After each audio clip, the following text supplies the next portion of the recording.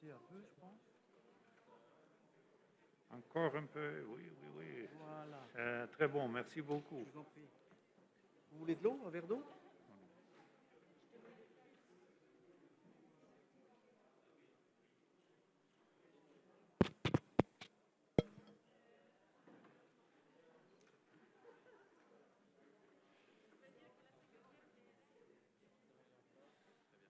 Mesdames, Messieurs, asseyez-vous, s'il vous plaît.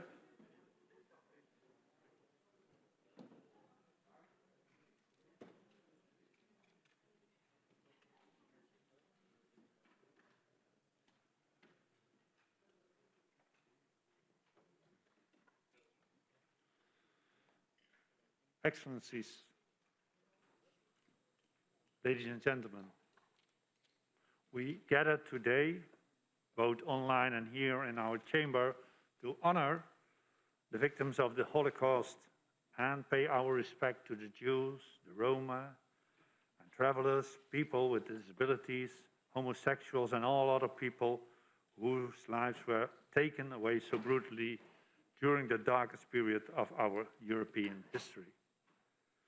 I should like to thank from the outset the French authorities with whom we have organized today's event. Our remembrance ceremony today is about keeping and passing on the memory to future generations as we got our memory from the generations before us.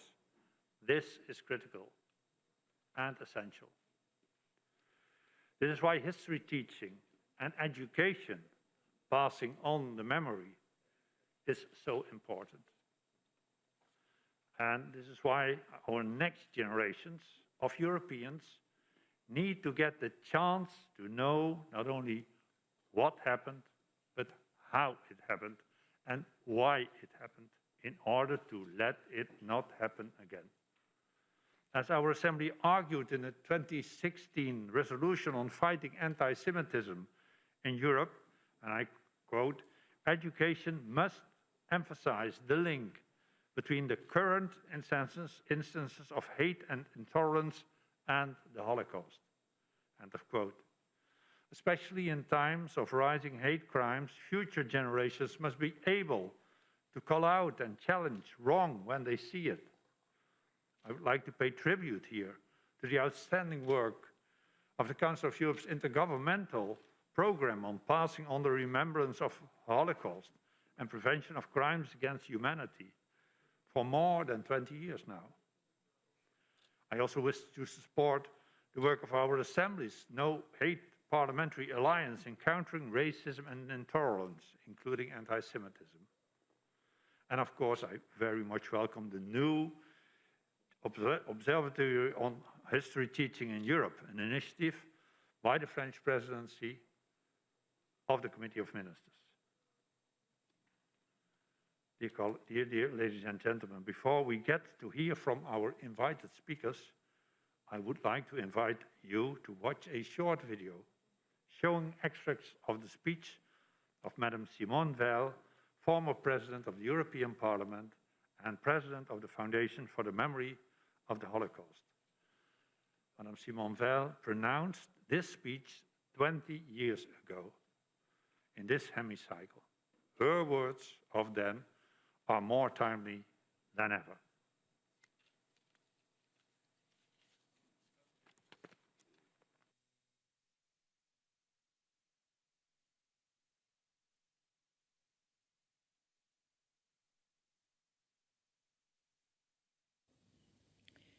Témoignages, mémoire, enseignement, histoire. Il arrive dans le débat public qu'entre ces mots, les frontières s'effacent. Cette situation reflète l'importance que les rescapés des camps ont peu à peu acquise dans l'activité historiographique. La mémoire et l'enseignement de la Shoah ont été assumés d'abord par les survivants. Mais la Shoah ne devait avoir ni témoin ni histoire. Le projet nazi consistait à effacer un peuple de l'histoire et de la mémoire du monde. Tout était conçu, pensé, organisé pour ne laisser aucune trace. Nous ne devions pas survivre. La machine de mort nazie devait faire disparaître non seulement les Juifs et les Tziganes en tant que peuple, mais jusqu'aux preuves de leur mise à mort. L'existence des chambres à gaz était gardée comme un secret d'État. L'angoisse de l'anéantissement total, ainsi que l'énormité du crime à l'œuvre, a fait naître dès le début un irrépressible besoin de témoigner. Assassiné à Riga en 1941, Simon Doubnov éprouvait au plus haut degré cette urgence de raconter, de parler, de communiquer, cette impérieuse nécessité d'écrire et consigner. La création clandestine du Centre de documentation juive contemporaine en 1943 en France, les dessins des enfants du camp de Térésine, les chroniques des ghettos, les journaux individuels répondent à ce besoin viscéral de dire, avant de mourir, ce que cela fut. L'histoire de la Shoah s'est donc construite avec la mémoire des survivants. Mais de même que le XXe siècle a vu l'anéantissement de nos parents et de nos amis, le début du XXIe siècle verra la disparition des derniers témoins oculaires que nous sommes. Ces fantômes qui, réduits à une carcadoce et à un souffle de vie, n'espéraient plus rien avant la mort, que notre fidélité à leur mémoire, ces fantômes n'auront bientôt plus le soutien de notre souvenir et de notre amour. Nous sommes devenus grands-parents et même arrière-grands-parents, mais la plupart d'entre nous ont déjà disparu. Bientôt s'éteindra complètement cette génération qui ne devait pas survivre. Le temps viendra aussi où ceux qui nous ont interrogés de vive voix disparaîtront à leur tour. Et les livres seront alors les seuls dépositaires de nos mémoires. Ce n'est pas l'information qui fera défaut, mais le contact unique, irremplaçable, bouleversant de celui qui dit « j'y étais et cela fut ». Quelque irréparable que soit cette perte pour l'enseignement de la Shoah, il faut s'y préparer. L'ère des témoins s'achève. Quel en sera l'effet sur la commémoration et la transmission de la Shoah aux jeunes générations? Notre mission, nous survivants, est accomplie. Nous avons témoigné. Mais il est maintenant de notre devoir d'envisager la manière dont on enseignera la Shoah demain. Il est de notre devoir de penser la transmission de cet événement sans ces témoins rescapés, l'enseignement de l'histoire dans toute sa diversité, la forme et le contenu des recherches à venir. L'enseignement de la Shoah est d'abord une exigence à l'égard des victimes. L'entreprise nazie reposait sur le mensonge, le retournement des valeurs. La porte d'entrée du camp d'Auschwitz portait cette devise: le travail rend libre. Je me souviens que les parteurs de fleurs ne manquaient pas sur le chemin des SS. Les déportés entraient dans les chambres à gaz en croyant aller à la douche. C'est parce que le mensonge fut l'outil de leur mort que la vérité historique leur est due. Nous sommes en dette avec les disparus, non seulement parce qu'ils furent nos parents, nos proches, nos amis, et qu'ils n'ont d'autre sépulture que nos cœurs et nos livres, mais aussi, et c'est une idée douloureuse, parce que la course au rendement, le fonctionnement étatique, la ramification bureaucratique qui les ont broyés par milliers, ressortissent toujours à notre monde actuel. En ce sens, l'enseignement de la Shoah entre dans la compréhension de notre modernité. La Shoah fait partie intégrante de notre identité nationale et européenne. À certains égards, elle constitue même l'événement le plus européen de toute l'histoire du XXe siècle. Qu'on le veuille ou non, elle a marqué au fer rouge l'histoire de tous les pays d'Europe.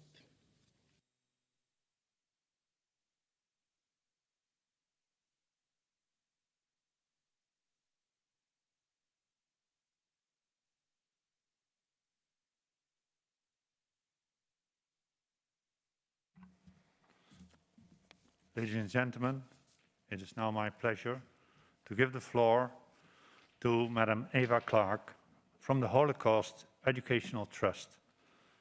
Madam Eva Clarke is a survivor from the concentration camps, and we are more than honored she could join us remotely today. Madam Clarke, the floor is yours. Thank you. Good afternoon.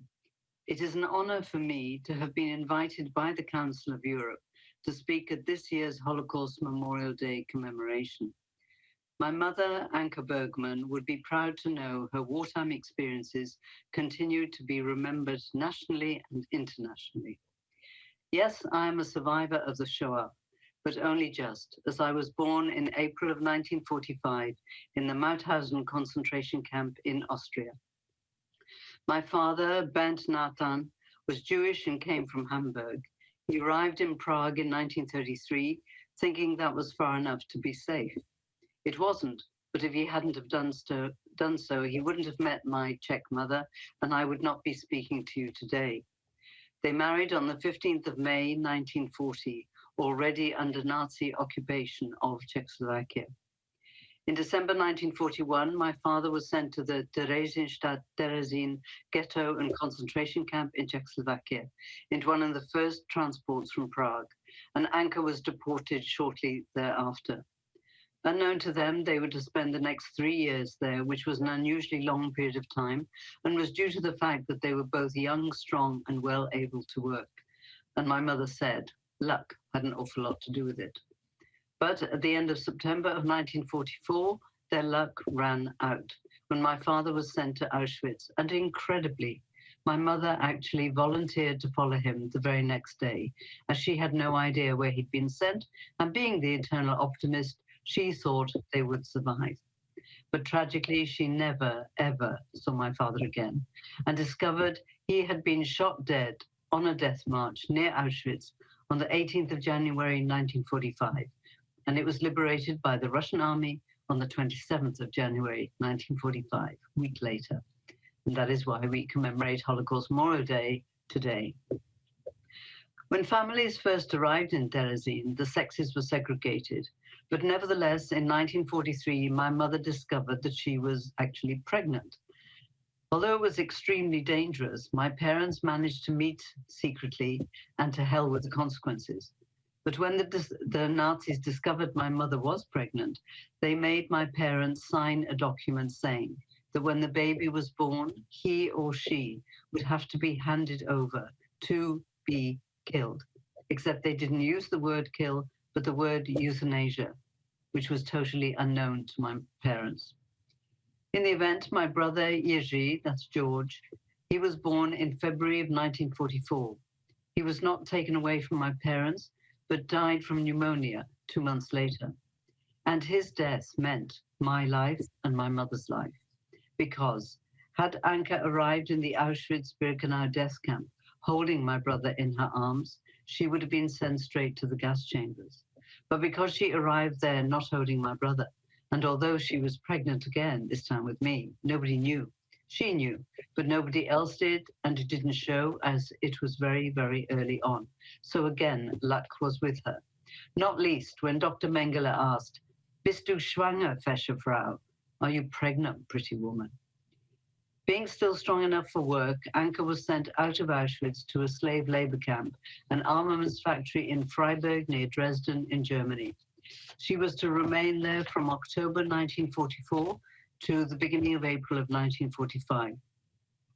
Discovery of her pregnancy could have been very dangerous, as she might well have been sent back to Auschwitz. However, the factory was evacuated at the beginning of April. This time, about 2,000 prisoners were not crammed into cattle trucks, but into filthy, open coal wagons. My mother was on this nightmare of a journey for 17 days, with no food and hardly any water. The train eventually arrived in Mauthausen on the banks of the Danube near Linz. My mother always maintained the shock of seeing the name at the station provoked the onset of her labor, and I was born on a cart between the station and camp. There are 3 reasons why we survived, and the first is a very chilling one. On the 28th of April 1945, the Nazis had run out of gas for the gas chamber. Well, my birthday is the 29th. So presumably, had the train arrived on the 26th or 27th, again, I wouldn't be here today. The second indirect reason was because of Hitler's suicide on the 30th. But the third and best reason we survived was because on the 5th of May, the US Army liberated the camp. Anke weighed 35 kilograms, and I weighed 1.5.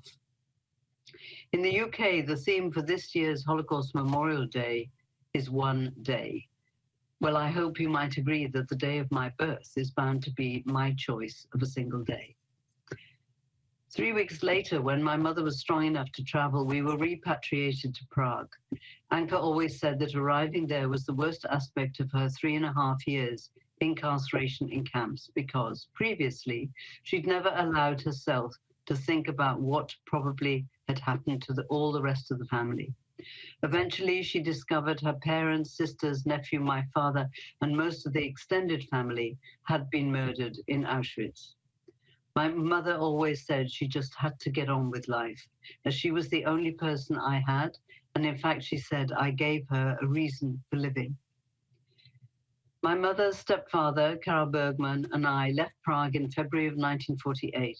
Our departure was provoked by the communist putsch.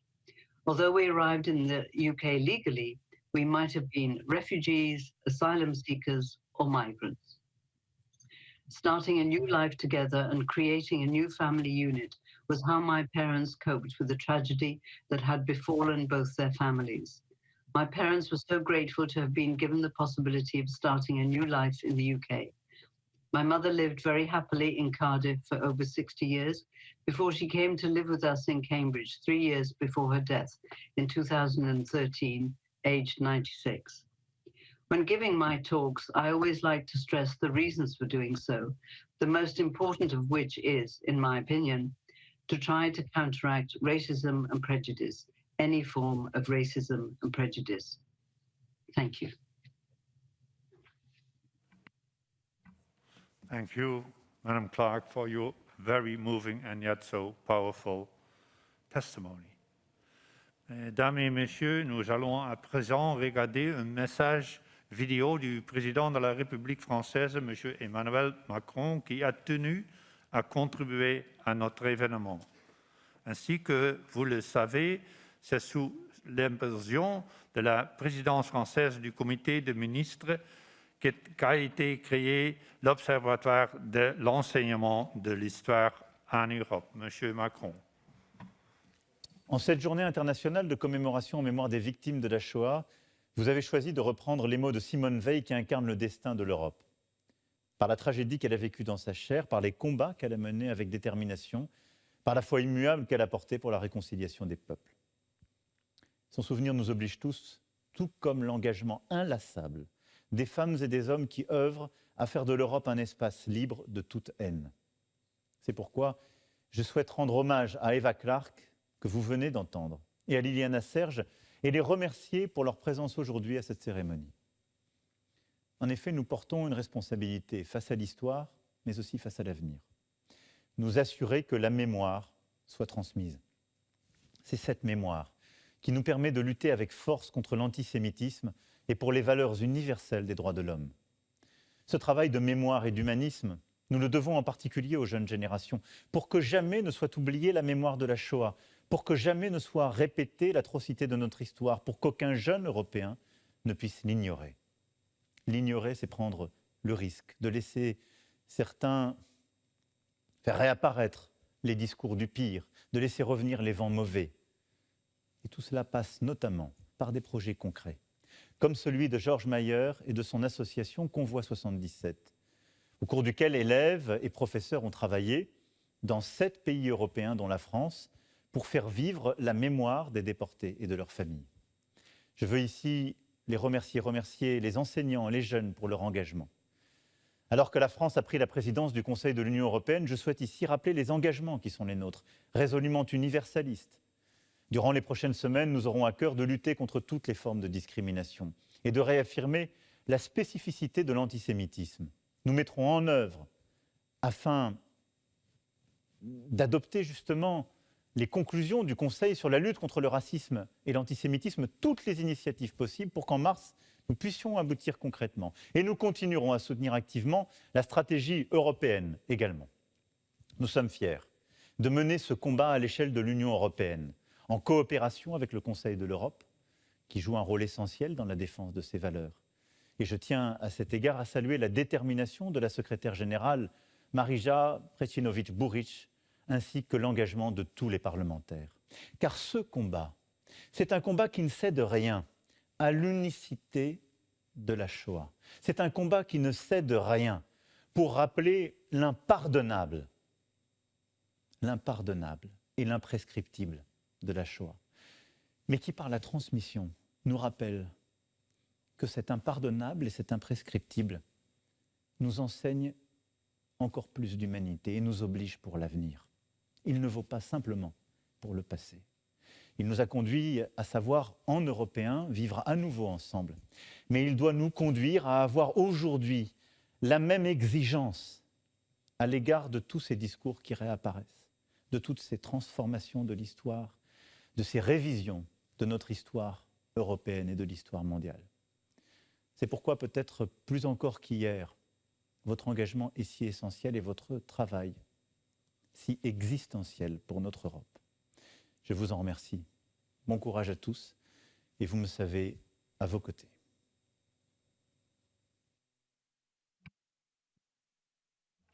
Merci à vous, Monsieur le Président. Mesdames et Messieurs, j'ai à présent l'honneur et le plaisir de donner la parole à Monsieur Jean-Michel Blanquer, ministre de l'Éducation nationale, de la jeunesse et des sports de la France, co-organisateur de cet événement. Monsieur le ministre, je vous en prie. Merci, Monsieur le Président, Madame la Secrétaire générale, chère Marija, Monsieur le Président de l'Assemblée parlementaire, Madame la Commissaire, chère Maria Gabriel, Mesdames et Messieurs les ministres, Mesdames et Messieurs les parlementaires, Mesdames, Messieurs et chers amis, ce 27 janvier est une date importante, nous en avons tous conscience.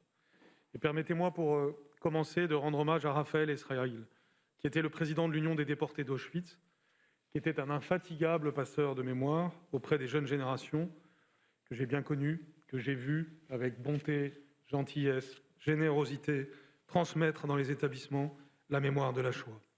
Il vient juste de nous quitter, il y a quelques jours. Et nous devons penser à lui comme à tous ceux qui œuvrent, encore vivants, même si évidemment trop peu nombreux, pour aller dans nos écoles, dans nos collèges, dans nos lycées, dans nos universités, pour témoigner et transmettre. Soyez assurés que l'école, au sens le plus large de ce terme, et les professeurs sont là pour reprendre ce flambeau et pour transmettre la mémoire de la Shoah, et avec cela, le sens de l'histoire, le sens aussi de l'humanité, comme vient le dire le président de la République, Emmanuel Macron. Il vient de le rappeler dans le message que vous venez d'entendre, il ne peut pas y avoir d'avenir pour les démocraties européennes si elles ne savent transmettre à leurs futurs citoyens les valeurs qui les fondent. Et la Shoah a été la négation par excellence de ces valeurs. Les faits historiques doivent être toujours rappelés. Et mes collègues ne me contrediront pas, je le sais, parce que ce n'est pas un hasard si l'initiative d'instaurer une journée internationale en mémoire des victimes de la Shoah a été le fait des ministres de l'Éducation. Parce que c'est au travers de la question de l'éducation que l'on est plus particulièrement sensible à ces enjeux. L'éducation est pour chaque nation au cœur du processus de transmission. Elle est aussi pour l'Europe et pour l'humanité au cœur de ce qui fait justement notre humanité. En tant que ministre de l'Éducation, nous avons des devoirs. Et s'agissant de la Shoah, nous avons d'abord le devoir d'organiser la transmission de son histoire, en lien avec la recherche, d'entretenir la mémoire des victimes et de permettre aux élèves de tirer un plein enseignement de l'éclairage que ce génocide pose sur la conduite de nos actes et de nos engagements. En faisant cela, nous ne parlons pas que du passé, nous parlons aussi du présent et du futur. Le contexte actuel est marqué, hélas, par une mise en danger des valeurs qui fondent nos sociétés européennes. Enseigner l'histoire de la Shoah dans ce contexte, l'enseigner aux jeunes Européens, ce n'est pas une option négociable. Mon ministère, par exemple, a fait le choix d'inscrire cet enseignement à chacune des 3 grandes étapes de la scolarité de l'élève, l'école élémentaire, le collège et le lycée. Je n'aurai donc de cesse de le répéter. Rien n'est plus dommageable à la construction de la pensée d'un élève, et donc à celle de son sens critique, à celle de son libre arbitre, à celle de sa pensée méthodique, à celle de sa vigilance intellectuelle, que de ne pas lui donner de repères historiques. Je suis convaincu que la question de l'enseignement de l'histoire est une question centrale pour nos systèmes éducatifs et nos sociétés démocratiques. La coopération de nos systèmes éducatifs sur ce sujet mérite d'être renforcée pour augmenter la pertinence de notre action collective. De ce point de vue, Un outil comme l'Observatoire de l'enseignement de l'histoire en Europe offre des opportunités riches de comparaison et de perspectives. Et c'est le cas évidemment pour les enjeux de transmission de l'histoire de l'HEA. Je veux remercier vivement l'ensemble du Conseil de l'Europe, à commencer par vous, Madame la Secrétaire générale, et par vous, Mesdames et Messieurs les parlementaires, pour votre engagement précieux sur un sujet aussi crucial que celui de l'enseignement de l'histoire en Europe. Et je me permets d'encourager mes collègues ministres à rejoindre le projet d'observatoire pour le bénéfice de tous, et en premier lieu pour le bénéfice de nos enfants, de nos futurs citoyens de l'Europe.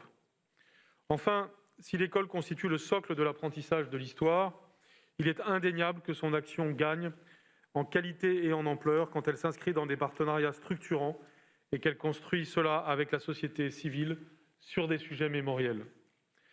L'école de l'histoire européenne que le président de la République a appelée de ses vœux poursuit pleinement cet objectif. Il y a, redisons-le, un vent mauvais qui souffle dans certaines parties du monde. L'antisémitisme, malheureusement, parfois progresse dans certaines parties de ce monde. Et dans ces mêmes endroits, souvent l'enseignement de l'histoire est menacé. Menacé par des idéologues qui veulent tordre la vérité des faits pour mieux asseoir les partis pris idéologiques, les schémas de pensée et parfois des négationnismes. Et jamais ça, nous ne pourrons l'accepter. Toujours, nous continuerons à promouvoir la transmission de l'histoire, qui est une valeur éminemment européenne et qui suppose de la discussion, du débat, qui suppose de la coopération, et notamment la coopération entre historiens, parce que la recherche en histoire est aussi une référence universelle. Aussi, derrière les discours et parfois derrière les faux-semblants, il y a des réalités qui sont irréductibles. Convoi 77, c'est 1314 juifs français et étrangers, dont 300 enfants, qui furent envoyés au camp de la mort. Jamais nous n'oublierons leur sacrifice. Et je me félicite qu'à travers ce projet, dont nous allons parler dans un instant, les élèves de France contribuent à honorer leurs souvenirs et à préserver leurs traces. Permettez-moi de saluer l'ensemble de ces acteurs qui, en Europe, viennent soutenir la mission de l'école par des projets de ce type, conçus pour marquer durablement la conscience de nos élèves, parce que cela fait référence tout simplement à des réalités qui, malheureusement, ont existé. Ce choix est très important, et l'action que mène votre association, cher Georges Mayer, en est aujourd'hui une illustration. Je forme le vœu que ce projet, véritablement européen, autour du convoi 77, puisse, peut-être d'ailleurs avec l'appui de l'Office franco-allemand pour la jeunesse, que je remercie pour son soutien dans l'organisation de ces échanges, continuer à éveiller des jeunes Européens au travail de mémoire et à l'engagement aujourd'hui en France, mais demain en Allemagne, en Autriche, au Danemark, en Lituanie, en Pologne, en Suisse et de toute façon en Europe et dans le monde entier. Cette initiative fait partie de ce que nous devons encourager. Ne nous y trompons pas. Lorsque l'antisémitisme se réveille, c'est l'anti-humanisme qui vient avec.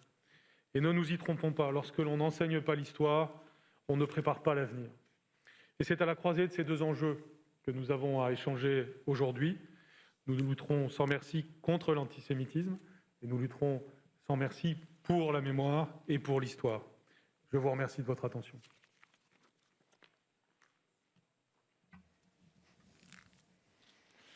Je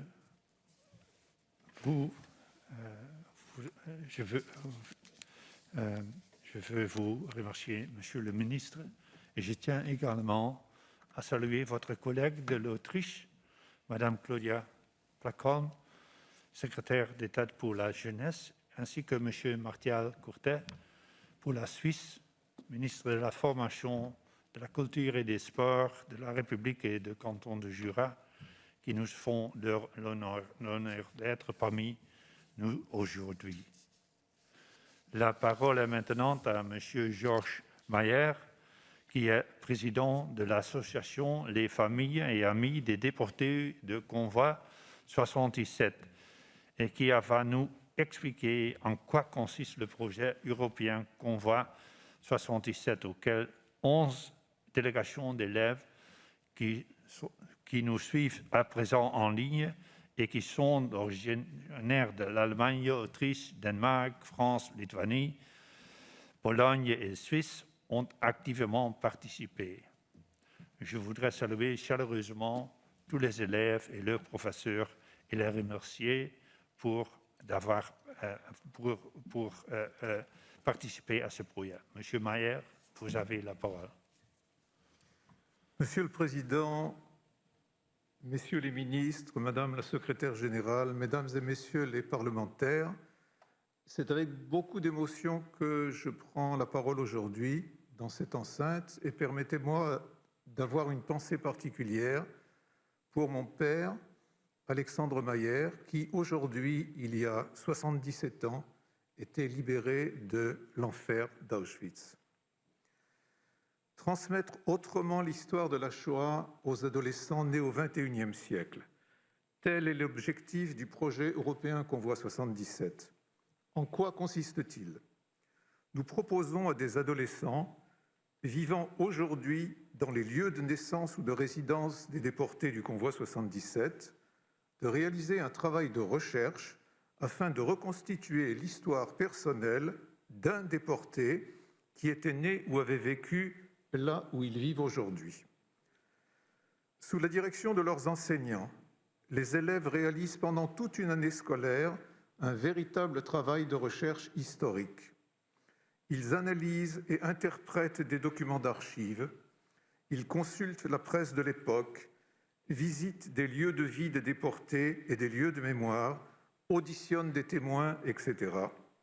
Puis rédigent une biographie qui sera publiée sur le site de notre association en français, en anglais, en allemand et quelquefois dans d'autres langues supplémentaires. Dans le cadre de leur travail, ils abordent non seulement le destin tragique des victimes, mais aussi le rôle des bourreaux, ainsi que l'attitude des témoins passifs et celle des résistants. Près de 10 000 adolescents ont déjà participé ou participent actuellement à notre projet dans 19 pays d'Europe et du bassin méditerranéen. Parmi les centaines de biographies déjà réalisées, 11 projets de grande qualité, originaires de 7 pays différents, sont aujourd'hui mis à l'honneur dans l'enceinte du Conseil de l'Europe. Chers élèves, c'est à vous que je souhaite m'adresser maintenant. Vous devriez être présents parmi nous aujourd'hui. Malheureusement, la pandémie qui sévit encore dans tous nos pays a remis en cause cette rencontre. Mais je sais que vous nous regardez et je souhaite, en notre nom à tous, vous féliciter pour la qualité et pour l'originalité de votre travail. Monsieur le Président, Messieurs les ministres, Mesdames et Messieurs les parlementaires, les élèves et les enseignants que nous allons entendre maintenant ont démontré qu'il était possible de transmettre autrement l'histoire de la Shoah au XXIe siècle. Ils sont la preuve vivante de la volonté de poursuivre la transmission de la mémoire et l'espoir de toute notre génération. Je vous remercie.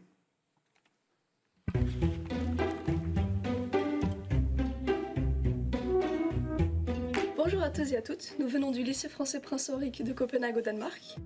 Hallo, wir sind vom Akademischen Gymnasium, dem ältesten Gymnasium Wiens. Nous sommes élèves du lycée Karol Marcinkowski de Poznań en Pologne. Bonjour, nous sommes le lycée général et technologique Louis-Anson de Metz, dans l'académie Nancy-Metz en France. Nous sommes le collège Michel-Richard de Lalande, situé à Athis-Mons, dans l'académie de Versailles en France. Bonjour, nous sommes le collège Elsa Treulet de Marseille, dans le 15e arrondissement, dans l'académie d'Aix-Marseille en France. Nous sommes le lycée professionnel Émile Zola de Bar-le-Duc, dans l'académie de Nancy-Metz en France. Nous sommes 10 élèves du collège Alexis Candelas à Chasse-des-Déserts, dans le Rhône. Bonjour, nous sommes les seconds du lycée international français de Vilnius en Lituanie. Wir sind Abiturientinnen an der Lichtenberg-Schule in Darmstadt, Deutschland. Nous habitons Delémont, chef-lieu du canton du Jura suisse. Nous sommes très fiers de notre sélection et nous vous en remercions. Es war kein reines Zusammentragen von Literatur, sondern ein selbsttätiges Erforschen. Es war verbunden mit dem Kennenlernen unseres Schularchivs und diversen Ausflügen, beispielsweise ins Konzentrationslager Ebensee. Le plus émouvant, c'était de travailler avec les documents authentiques. On s'est retrouvés projetés à une autre époque. C'était comme une enquête et ça nous a permis de redonner une identité et une personnalité à une personne que les nazis voulaient voir disparaître. Ce qui m'avait particulièrement marqué, c'est la quantité de noms à l'intérieur de chaque document. Et cela me fait penser naturellement au nombre de personnes dont leur histoire ont été perdues dans les centres des camps de concentration et qui ne seront jamais racontées. Cela a été une expérience très fascinante qui nous a fait beaucoup réfléchir sur l'importance des droits de l'homme. J'ai appris que les préjugés racistes mènent toujours au pire. C'est pourquoi, avec nos camarades, nous avons pris la parole pour nous élever contre le racisme et l'antisémitisme. Merci de nous avoir permis de participer à ce magnifique projet qu'est Convoi 77. Une très belle opportunité, un travail très riche, intense, conséquent, mais il en valait la peine, vraiment, les élèves ont beaucoup appris. Et grâce à ce travail, j'ai pu réaliser une partie de mon cours sur la résistance et la Seconde Guerre mondiale, et j'ai pu faire travailler mes élèves sur l'éloquence. Grâce au débat, résister est uniquement s'opposer. Das Projekt zeigt, wie wichtig Kommunikation und digitale Formate für aktives Erinnern in Europa sind. Le sens qu'ils ont su donner à leur recherche, avec notre aide, fera d'eux, nous l'espérons, des citoyens éclairés. Convoi 77 est avant tout une aventure humaine exceptionnelle, vécue avec les témoins et avec nos élèves. Ce qui m'a le plus ému, c'est la communication avec les proches et les membres des familles des déportés, qui nous ont transmis des éléments, mais aussi ont découvert des pans entiers de leur histoire familiale grâce au projet Convoi 77. Je le continuerai avec plaisir avec une autre classe.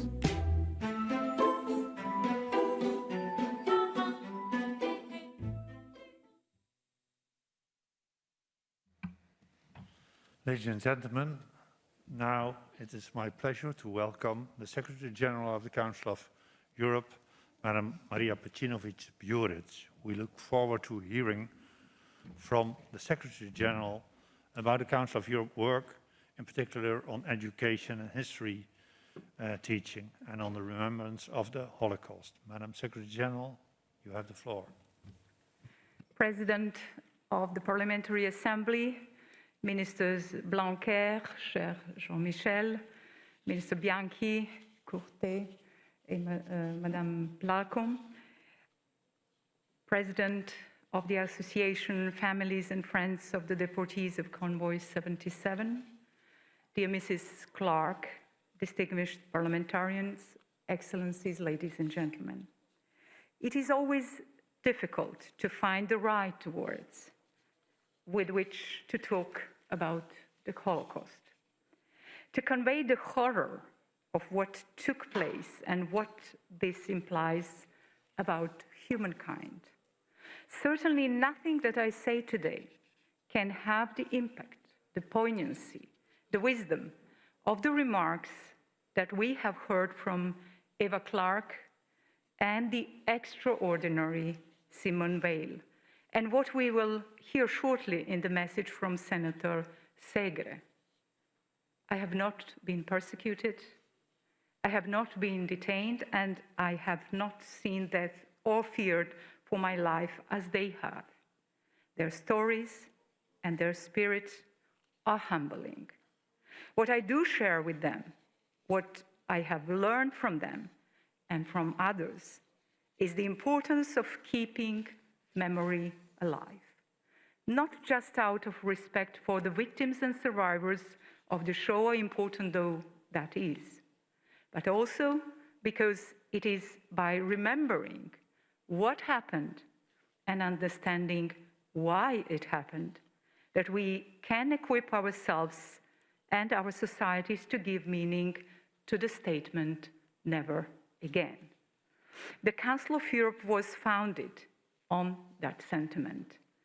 When Madame Veil stood here in this hemicycle 20 years ago, she said clearly, as we heard, that we are in charge of the education of Europe's younger generations, that in addressing how this period of history should be taught, the age of lead, ashes, and tears, we have accepted an important but difficult task on this, as so much she's right. But we have accepted it, and our commitment remains absolute. With the passing of the years, historical awareness of the Shoah is waning. Today's young Europeans know less about it than their parents and grandparents. And given the changes that are happening around us, this is especially dangerous. Our politics is now deeply polarized, with the rise of populism and extreme nationalism in parts of Europe, creating the conditions in which the distortion and misuse of history can thrive. Alors, il est important aujourd'hui de reconnaître et d'enseigner les faits de l'histoire européenne, en s'efforçant de parvenir à un consensus entre les pays et d'éviter autant que possible toute instrumentalisation politique, afin que les jeunes de notre continent acquièrent les connaissances, les compétences et l'esprit critique indispensables pour comprendre le passé commun, y compris ces moments les plus sombres. C'est pourquoi nous avons redonné un nouvel élan à notre programme intergouvernemental déjà ancien pour l'enseignement de l'histoire. Notre observatoire de l'enseignement de l'histoire en Europe repose aussi sur cette philosophie. Il facilitera le partage de bonnes pratiques et des expériences entre États membres et renforcera la coopération dans l'enseignement de l'histoire grâce aux rapports thématiques et réguliers qui livreront une analyse et une perception impartiale à même d'améliorer la validité et la qualité de ce que les jeunes apprennent. Le projet Convoi 77 s'inscrit lui aussi dans cet esprit en présentant dans les faits l'histoire du dernier grand convoi de déportation des Juifs français vers Auschwitz et plus généralement celle de la Shoah dans son ensemble. Cette contribution à la recherche et à l'enseignement est aussi un moyen d'entretenir la mémoire. Monsieur le ministre, je tiens à rendre hommage au gouvernement français qui montre, à travers l'Observatoire et le projet Convoi 77, sa volonté d'œuvrer pour l'enseignement et pour la vérité. Cet engagement est vital pour notre avenir, tout comme il est vital de veiller à ce que les systèmes éducatifs nationaux permettent aux jeunes d'acquérir les compétences dont ils auront besoin pour défendre la culture démocratique elle-même. Le Conseil de l'Europe, avec ses États membres, travaille en ce sens. Cette action qui s'ajoute à nos travaux sur l'éthique dans l'éducation a pour but d'apporter aux jeunes une solide compréhension de la démocratie et la foi dans sa valeur, en les encourageant à se comporter en citoyens actifs plutôt qu'en spectateurs désinvoltes, en les amenant à reconnaître la vertu de la tolérance et de l'inclusion, ainsi que l'importance de lutter contre la discrimination sous toutes ses formes, y compris l'antisémitisme. Ce qui s'est produit en Europe il y a 80 ans est toujours aussi insoutenable. C'est l'énormité même de cette abomination qui doit nous obliger à en transmettre la mémoire et à agir concrètement pour empêcher qu'elle ne se reproduise à quelque échelle ou niveau que ce soit. C'est notre devoir et nous y sommes déterminés. Cela ne changera pas. Merci. Merci à vous, Madame la Secrétaire Générale. Now I would like to turn to the Italian Minister of Education, Mr. Patrizio Bianchi, representing the Italian Presidency of the Committee of Ministers, who will address our Assembly online. Mr. Minister, you have the floor. Thank you. Thank you so much, and thanks to all of you. Let me thank in particular Rick Dance, President of the Parliamentary Assembly of the Council of Europe, for hosting us today. And let me say that I am particularly pleased to participate representing the Italian presidency of the Council of Europe together with President Macron and my dear colleague, Jean-Michel Blanquer, who are currently holding the presidency of the European Union. Let me apologize with all of you for not being able to be with you in Strasbourg today. But this morning, I had to chair the ceremony in Italy for the national event of remembrance of the Holocaust. I had to do through our president, and we did in the Ministry of Education today, because we decided this year it was extremely important to connect this day, the 27th of January, the Day of Remembrance, and the role of education. It's extremely important to start from the school. It's extremely important to remember that the place where we have to develop a new culture, a new knowledge, a new sense of participation to the Shoah memory is education, is the school. In the school at all the levels. We consider that the memory of Shoah is the founding, fundamental part of the sense of Europe, the sense of the unified Europe. And integration of Europe, unification of Europe, is the real response, the real answer to all the attempts just to deny the memory of Shoah, but also to relaunch any sort of attempt to recreate the condition, to generate new antisemitism. The complete refusal of any new attempt of antisemitism. The capacity to refuse any attempt to justify violence. The capacity to refuse any attempt to justify the crime against humanity is based on a good education.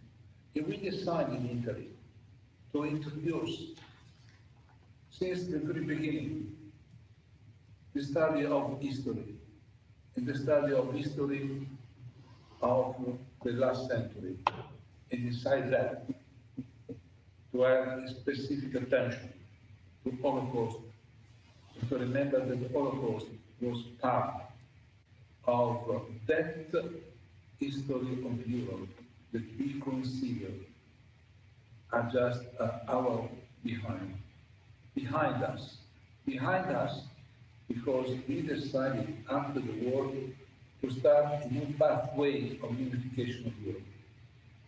Europe, democracy, the basic attention to all the civil rights, the idea that democracy is strictly connected with the sense of solidarity is the way that we have to teach to our students, to our pupils.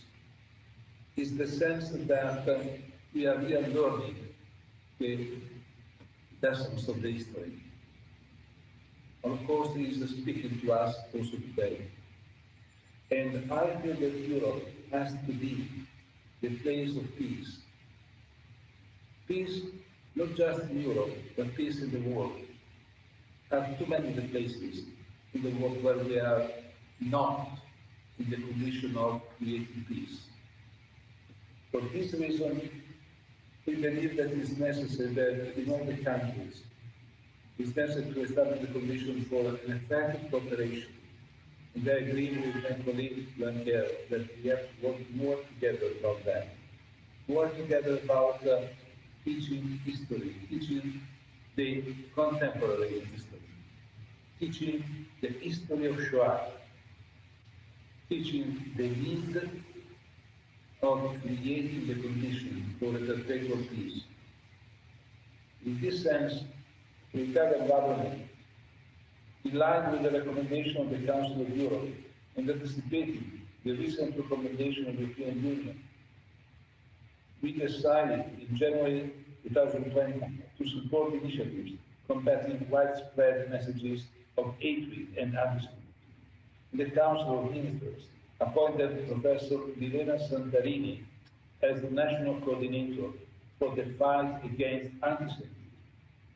In the same meeting, the Council of Ministers welcomed the higher working definition of antisemitism. In this sense, I feel that we have a lot of work to do together. A lot of work to do together, but having clear in mind that we have to start from education, to start from the school. In this sense, in September 2021, the report with the National Strategy to Combat Antisemitism was presented to the government and to the parliament. And now all Italian institutions, all the Italian schools are called to implement the recommendation in line with the higher working definition of antisemitism. On that basis, the Minister of Education has recently adopted the guidelines for combating antisemitism and teaching materials, which will be used in schools, in all the schools, and in teacher training. With the guidelines, we want to sensitize the conscience of young people and through them of the entire society in order to spread the values that the Shoah invites us not to forget: peace, equality for human beings, respect for human dignity, and the values of civil society. In times of economic and social crisis, such as the one caused by the emergency of COVID, there is a feeling of uncertainty among the population that can be the background to discriminatory and xenophobic behaviors in search of scapegoats. The school guidelines can help us to prevent and control on the onset of similar behaviors. I'm convinced that the strength of our action, we must link the historical events to common form of antisemitism and widespread racism and discrimination, combining the rational and emotional dimensions. Just in this way, we can reach wider groups. It's time to turn our gaze not only to the past, but also to the future. Because the virus of discrimination and hatred is not confined to isolated moments of history, but is unfortunately related to human behavior also today. To overcome hatred and oppression, as Simon Weil, Eva Clarke, and the mentioned Liliana Segre, showed us that the civil and political commitment we must unite our efforts in a broad alliance, promoting dialogue and moral fraternity in mind. This is the message of Italy. This is the message of a country that has suffered for Holocaust and for all the different impact also of the new emerging risk of the new antisemitism in hatred. I feel that we have to work more together, integrating more and more our educational systems. We have to use our people to be ready, to have a more deeper dialogue. After COVID, we have to train our people to have more hope in the future. And more hope in the future is possible if we speak together, if they are able to share in the work, to have dialogue. Dialogue means not only to speak, but also to listen. To have the capacity also to understand other people and to consider that equality now is crucial. But the basic concept of equality today is that everyone has to be able to express their own individual capacities. Thank you so much, everybody. Thank you so much, Mr. Minister. Ladies and gentlemen, we will now hear the testimony of Madame Liliane Segre, Italian senator for life and a survivor of the Holocaust. As the health of Madame Segre could not make it possible for her to intervene online, we will hear her thoughts and message interpreted from Italian.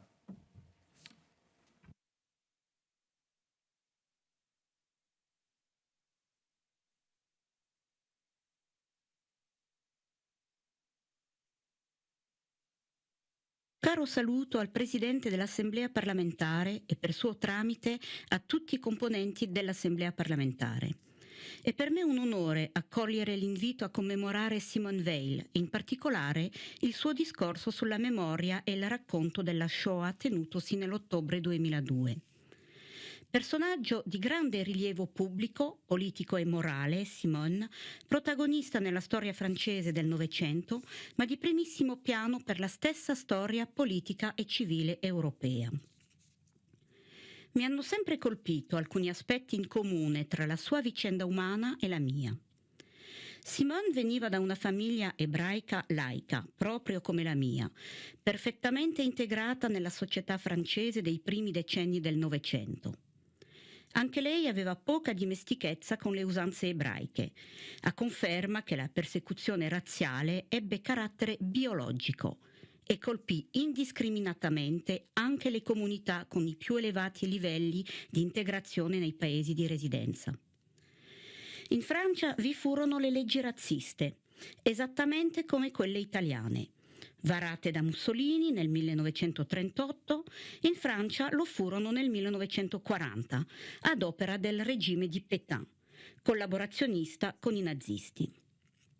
Ma significativo è che anche in Francia, proprio come in Italia, inizialmente si sottovalutò il pericolo, persino entro la comunità ebraica.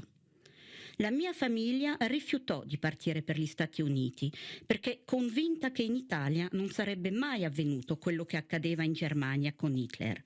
Ma anche Simone Veil ricorda nella sua autobiografia che quando Raymond Aron raccontò a sua madre le violenze in corso in Germania, i falò di libri, eccetera, nessuno volle credergli. Come si vede, la specularità fra le due situazioni è praticamente perfetta, a dimostrazione che mai nessuno è preparato al peggio, men che meno allo sterminio sistematico di una parte del genere umano. Bisogna tener conto di questo fatto. Noi non pensiamo mai che il peggio possa accadere e quando il peggio accade siamo impreparati. Un pericolo che incombe ancora oggi. Incredulità ed indifferenza sono sempre presenti nell'animo umano e rendono troppe persone insensibili ai pericoli del razzismo, dell'antisemitismo, della violenza e predispongono alla diffusione di paure irrazionali verso i diversi, gli stranieri. Ma anche quanto al capitolo Shoah, i parallelismi fra la mia vicenda e quella di Simone sono sorprendenti.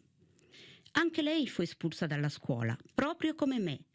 Anche lei dovette studiare da privatista. Anche lei si scontrò con poca solidarietà e molta indifferenza da parte di compagni di scuola, amici, conoscenti.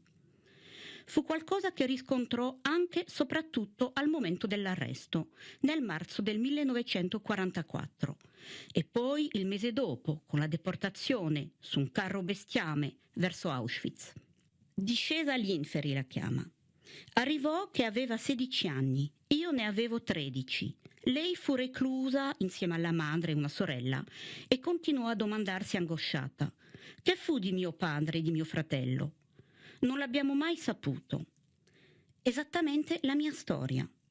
Separati nella bolgia della Judenrampe, con mio papà non ci siamo mai più visti. Solo molti anni dopo, ero già adulta, quasi vecchia, ho trovato il coraggio per cercare di conoscere la data della sua morte. Naturalmente, poi anche Simone ebbe il suo numero tatuato sul braccio. Era il 78.651. Il mio è 75.190. Normale, visto che io ero arrivata a febbraio del 1944 e lei ad aprile. Anche lei riuscirà a sopravvivere solo perché abile al lavoro da schiavi presso fabbriche di componenti belliche. Nel gennaio 1945 i campi più orientali furono abbandonati sotto la pressione dei sovietici che avanzavano, ma l'incubo non era finito. I tedeschi costrinsero infatti i deportati superstiti alla cosiddetta Marcia della Morte. Simone fu costretta a trasferirsi verso il campo di Bergen-Belsen, che definisce l'inferno di Dante, in una Germania ormai sull'orlo della catastrofe. Tutto era caos, epidemie, fame, morte. Io, dopo varie tappe e infiniti orrori, raggiunsi ai primi di aprile un piccolo campo a nord della Germania, il campo di Malchow, che fu liberato a maggio. Anche il ritorno a casa di Simone, come quello di tutti i sopravvissuti, fu traumatico. Lei non voleva parlare, gli altri non volevano ascoltare, troppi volevano dimenticare, e anche questo ci ha accomunato. Mi è capitato spesso di dire che da Auschwitz non si esce mai, neanche decenni dopo. E anche Simone scrive: la Shoah è onnipresente, niente si cancella. I treni, il lavoro, la prigionia, le baracche, il freddo, la mancanza di sonno, la fame, le umiliazioni, l'avvilimento, le botte, le grida, niente può né deve essere dimenticato. Per questo è importante la memoria, perché ci permette di capire che cosa è potuta diventare la nostra Europa. Terra di orrore, morte, distruzione, guerra. Se vogliamo un futuro migliore, questo non dobbiamo mai dimenticarlo. Simone Veil ha avuto successivamente una luminosa carriera politica e giuridica.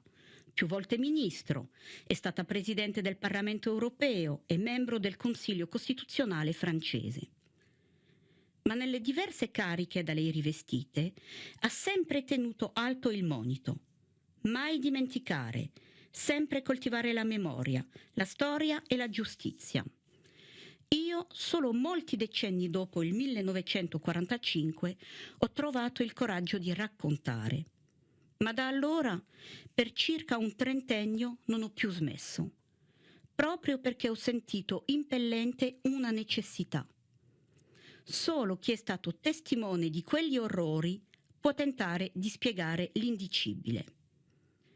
Quando noi non ci saremo più, toccherà alle scuole, alla cultura, all'informazione, ma non si potrà mai rinunciare alle parole e alle immagini dei protagonisti diretti. Grazie di nuovo, un caro saluto a voi tutti.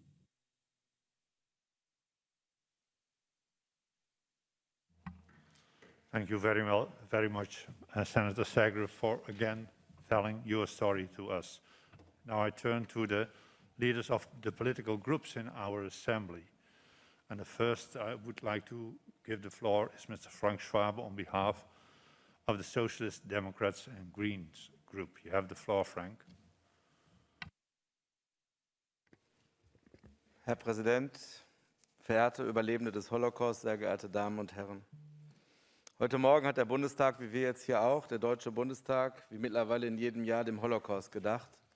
In dem Land, das in der Nachfolge des Landes steht, das 6 Millionen Jüdinnen und Juden ermordet hat. Unter anderem hat heute der Präsident der Knesset, Miki Levy, geredet. Nie wieder, das waren seine Worte als Hinterlassenschaft an die heutige Zeit. Und er hat dort unter Tränen einen Ausschnitt aus dem Kaddisch-Gebet vorgetragen und damit der Toten der Shoah gedacht. Es war ein unglaublich berührender Moment, den auch ich ja aus Straßburg sehr bewegt mitverfolgen konnte. Wir Deutschen, und ich rede hier als Fraktionsvorsitzender, aber natürlich auch als Deutscher, müssen unglaublich dankbar sein dafür, dass wir unseren Platz zurückgefunden haben in der internationalen Gemeinschaft und gemeinsam mit Ihnen, mit uns allen, das Gedenken stattfindet an das grausigste Verbrechen der Menschheit. Diesem Völkermord, der in seiner ganzen Grausamkeit letztendlich mit einer perfiden Planung bei der Wannsee-Konferenz in Berlin vor 80 Jahren final geplant wurde, sind neben Jüdinnen und Juden auch Sinti und Roma, Zwangsarbeiter, Menschen mit Behinderungen, Kranke, Homosexuelle, politisch Missliebige, Zeugen Jehovas, nicht den damaligen Normen entsprechende Jugendliche und viele andere Gruppen zum Opfer gefallen. Die 95-jährige Polin Anna Salaschna, Häftling Nummer 47.648, und ich habe das heute Morgen im Fernsehen gesehen, man kann es nicht begreifen, sie hat es immer noch im Unterarm eintätowiert, die 4, die 7, die 6, die 2, die 8, also Häftling 47.648 im Konzentrationslager in Auschwitz, hat heute Morgen im deutschen Fernsehen geschildert, mit welch unfassbarer Normalität im Grunde genommen Menschen wie in einer Fabrik ermordet wurden. Sie berichtete davon, dass an Weihnachten plötzlich aus allen Lautsprechern Stille Nacht, Heilige Nacht erklang, während gleichzeitig aus den Krematorien der Rauch aufstieg. Dort wurden Menschen verbrannt. Allein in Auschwitz wurden mehr als 1 Million Menschen bestialisch ermordet. Die allermeisten waren Jüdinnen und Juden. Wir stehen heute unfassbar vor diesem Verbrechen, ungläubig, wie so etwas passieren konnte. Es ist geschehen und folglich kann es wieder geschehen, hat Primo Levi 1986 gesagt, der wie viele andere sein ganzes Leben der Aufklärung, der Mahnung und der Versöhnung gewidmet hat. Ich verneige mich voller Demut und Respekt vor den Holocaust-Überlebenden, Inge Auerbacher, die heute im Deutschen Bundestag gesprochen hat, natürlich vor Simone Weil, Eva Clarke und Liliane Segre. Stellvertretend für alle anderen, die so Schlimmes erlebt haben und so wichtig für uns heute sind. Der Holocaust ist ohne Vergleich. Manche, die heute auch im Rahmen kritischer Corona-Debatten solche Vergleiche anstrengen, haben nichts verstanden. Gar nichts. Solche Vergleiche sind eine tiefe Beleidigung der Ermordeten wie der Überlebenden des Holocaust. Was wir aber können, ist lernen. Wir müssen lernen. Das Gedenken an den Holocaust ist eine schreiende Erinnerung und eine mahnende Warnung zugleich. Diese Organisation, wir alle, die 47 Mitgliedstaaten dürfen niemals vergessen, dass wir über Menschen reden. Jeder Mensch hat seine eigene Würde. Wir reden zu oft, manchmal technokratisch, manchmal abfällig über Migranten, über Angehörige von Communities, der LGBTI-Community, von Minderheiten, von Soldaten, von Kriegsgefangenen, von Gegnern. Und nehmen ihnen manchmal schon durch die Sprache einen Teil ihrer Würde. Aber es sind Menschen, es sind alles Menschen. Und noch einmal mit Inge Auerbacher aus dem Deutschen Bundestag heute Morgen zu sprechen. Wir sind alle als Brüder und Schwestern geboren. Mein innigster Wunsch ist die Versöhnung aller Menschen. Bertolt Brecht hat einst gesagt, der Schoß ist fruchtbar noch, aus dem das kroch. Bleiben wir also wachsam, mitfühlend und frei. Diese Organisation, der Europarat, ist die großartige Antwort auf schlimmste Zeiten. Halten wir diese Organisation und ihre Werte in Ehren und verteidigen sie jeden Tag aufs Neue. Das sind wir den Toten und den Überlebenden des Holocaust schuldig. Danke sehr, Herr Kollege Schwabe. Now I give the floor to Mr. Alexander Poitje on behalf of the group of the European People's Party. You have the floor, Alexander.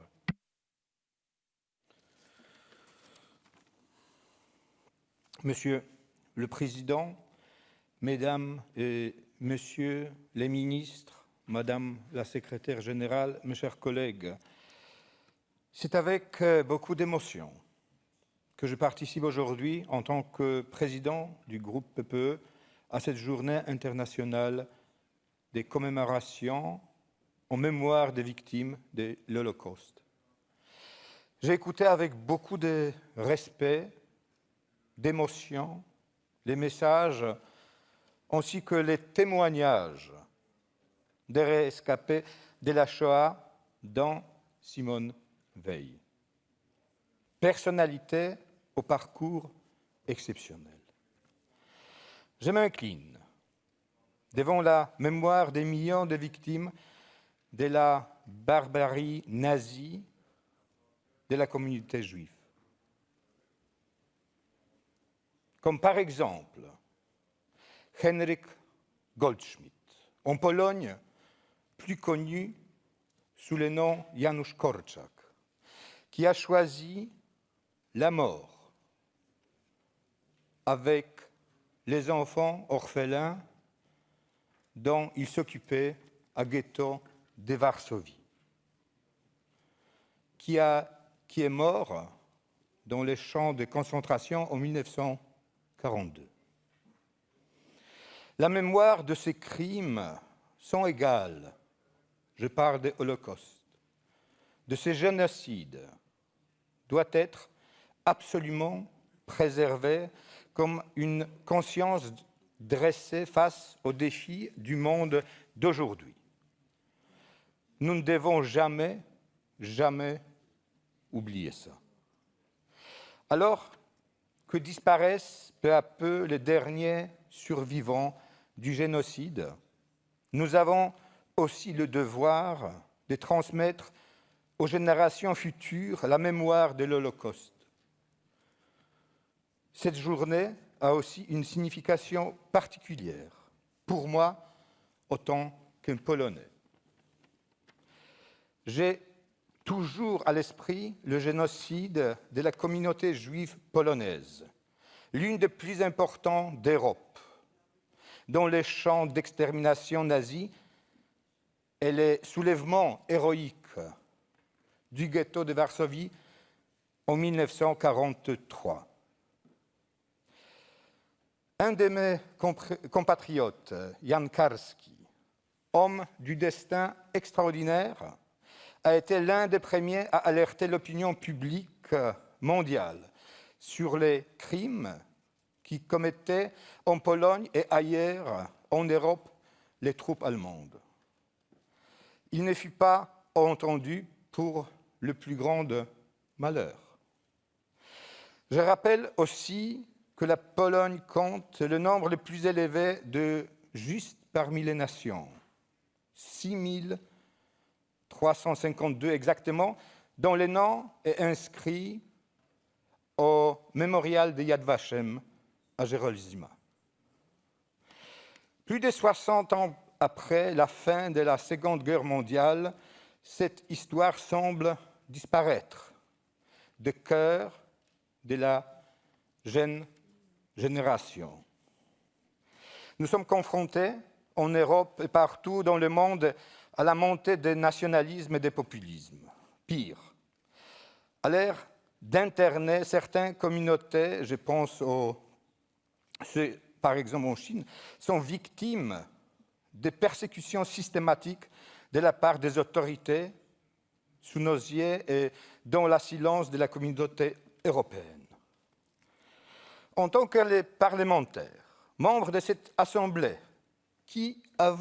nous avons parmi nous les gens comme par exemple notre collègue Emmanuel Zengireis, dont la famille a péri presque toute pendant le génocide. Nous avons le devoir de défendre et de promouvoir des idées de la démocratie, de la paix, des droits de l'homme. Comme le rappelait Jean Monnet, faire l'Europe, c'est faire la paix. C'est notre devoir et notre responsabilité. Merci. Merci à vous, Alexandre. La parole est à présent à M. Jacques Maire pour le groupe Alliance des démocrates et libéraux pour l'Europe. Vous avez la parole, Jacques. Merci, cher Président. Madame la Secrétaire générale, Mesdames et Messieurs les ministres, très chers collègues, les témoignages poignants d'Eva Clarke et de Liliane Segre, rescapées de l'horreur de la Shoah, nous obligent. Ils nous invitent sur tous les bancs à nous rappeler de l'horreur systématique, aveugle et sanglante qu'a été l'Holocauste. Cette horreur fut le point de départ à partir duquel nos pères ont construit l'Europe de la paix, celle du Conseil de l'Europe en 1949. Une Europe meurtrie qui ne voulait plus revivre un tel cauchemar, un tel naufrage. Notre institution est la fille de cette guerre. Elle doit régulièrement revenir à ses origines et contribuer à la transmission de l'histoire. La voix de Simone Veil résonne encore aujourd'hui dans notre hémicycle quand elle dit que l'ère des témoins s'achève, quel en sera l'effet sur la commémoration et la transmission de la Shoah aux jeunes générations. Ainsi, la mission des survivants est accomplie, dit-elle. Ils ont témoigné. Maintenant, nous devons transmettre cette mémoire collective. C'est ainsi que je trouve que le témoignage de M. Meyer sur le convoi 77 prend tout son sens. Ce dernier convoi, il a quitté la ville de Drancy, en France, mon pays, le pays de la liberté, en juillet 1944, accompagné par les services publics français en direction du camp d'extermination d'Auschwitz. Il est l'ultime exemple de la barbarie primaire, la barbarie inutile, la barbarie sans sens, qui fait que, alors que la guerre était sur sa fin, des milliers d'hommes, de femmes et d'enfants ont été déportés vers les camps d'extermination. Aujourd'hui, ça nous interpelle. Nous devons agir. C'est aussi le sens du vote ce matin, par exemple, à Paris, à l'Assemblée nationale française, d'un projet de loi restituant 15 œuvres d'art spoliées à des Juifs pendant la guerre. Nous sommes en 2022, il a fallu attendre pas loin de 70 ans. Aujourd'hui encore, le bruit des bottes se fait entendre en Europe. Aujourd'hui encore, l'antisémitisme n'est pas mort. Et il s'affiche régulièrement au grand jour. Un sondage récent indiquait qu'environ 15% des Français ont des préjugés antisémites. C'est beaucoup, dites-vous. Ce même sondage indique des chiffres plus importants dans de nombreux pays de l'Union européenne. Ce sentiment, il s'exprime par la profanation des tombes juives, celle des lieux de culte, la profanation des lieux de mémoire, comme par exemple dans mon propre département, récemment, le Mont Valérien, au lieu de la résistance au nazisme. Ce sentiment, il manipule les crises, comme il manipule actuellement le complotisme sur l'origine de la pandémie, quand il assimile le pass sanitaire au port d'une étoile jaune.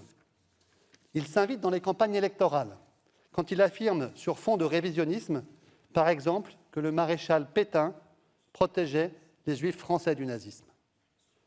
Alors oui, le combat contre l'antisémitisme est toujours d'actualité. Oui, la transmission de notre histoire aux générations futures est primordiale. Des journées de commémoration comme aujourd'hui sont indispensables pour nous rappeler les horreurs dont nous sommes capables. Au nom du groupe ALDE, je tiens ici devant vous à honorer la mémoire de toutes les victimes de la Shoah. Nous n'oublierons jamais. Je vous remercie. Merci à vous, Jacques. And now I give the floor to Mr. Hishar Assoy for the group of the Unified European Left. You have the floor, Hishar. Thank you. Thank you so much, Mr. Chair. 77 years ago today, shocked Soviet soldiers liberated the Nazi concentration camp of Auschwitz and Birkenau. Until then, the Nazis have already massacred about 6 million Jews, a third of world Jewry, in an attempt to eliminate Jews from Europe, and also murdered millions of others on the basis of their ethnicity, disability, sexuality, or religious and political beliefs. To make this genocide possible, they persuaded their people to think of these people as less than human. Remembering is an important moral and ethical duty, because the Holocaust victims were people that the Nazis wanted forgotten. But remembering also has a bigger purpose. Humankind is capable of being led into awful cruelty, but the great majority of people are essentially empathetic. We react to horrific events first with grief, and then with a determination to learn from them so as to make the world a better place. Long before the designation of a special Remembrance Days, people reacted to this genocide by vowing never again. Never again to anyone. Never again to the prejudices that destroy our capacity for empathy and make genocides possible. This is a call that has been made across the world and made with sincerity. But as we make it again this year, we have to ask why this aim that we share seems always to elude us. Why are we seeing, again, a resurgence of anti-Semitism and the politics of hate-filled violence? And even more importantly, how can we end this? We need to first understand how prejudices are culturally and politically produced, how they are used and exploited to fob some people off with a false sense of their group's superiority and in pursuit of the old trick of divide and rule. Historically, anti-Semitism was used again and again to encourage people to take their anger out on Jews rather than address the real causes of their immiseration. Today, we are witnessing a new generation of populist leaders who build their power not on addressing real needs of people, but on turning people against each other. Our responses to racism and prejudice have to go beyond criticism of the words and actions of individual bigots. We have to investigate and address the historical and structural roots, institutional mechanisms, and cultural forces that underlie racism and make genocide possible. Finally, in our struggles for justice against anti-Semitism and all kinds of racism, we need to always keep in mind that the Holocaust is not a historical event that started and ended in the past. Rather, it is still a lived experience in the present, in the here and now, as anti-Semitism continues in so many ugly forms, inter alia Holocaust denialism, and with all kinds of effects and traumas on the collective psyche of the Jewish and European peoples and the humankind as a whole. And as one of the survivors said, the Holocaust is omnipresent and it never, ever goes away. Thank you. Thank you, Mr. Assoy. And now I give the floor to Mr. Ian Little-Granger on behalf of the European Conservative Groups and Democratic Alliance. And I apologize, Ian, that I mixed up the list.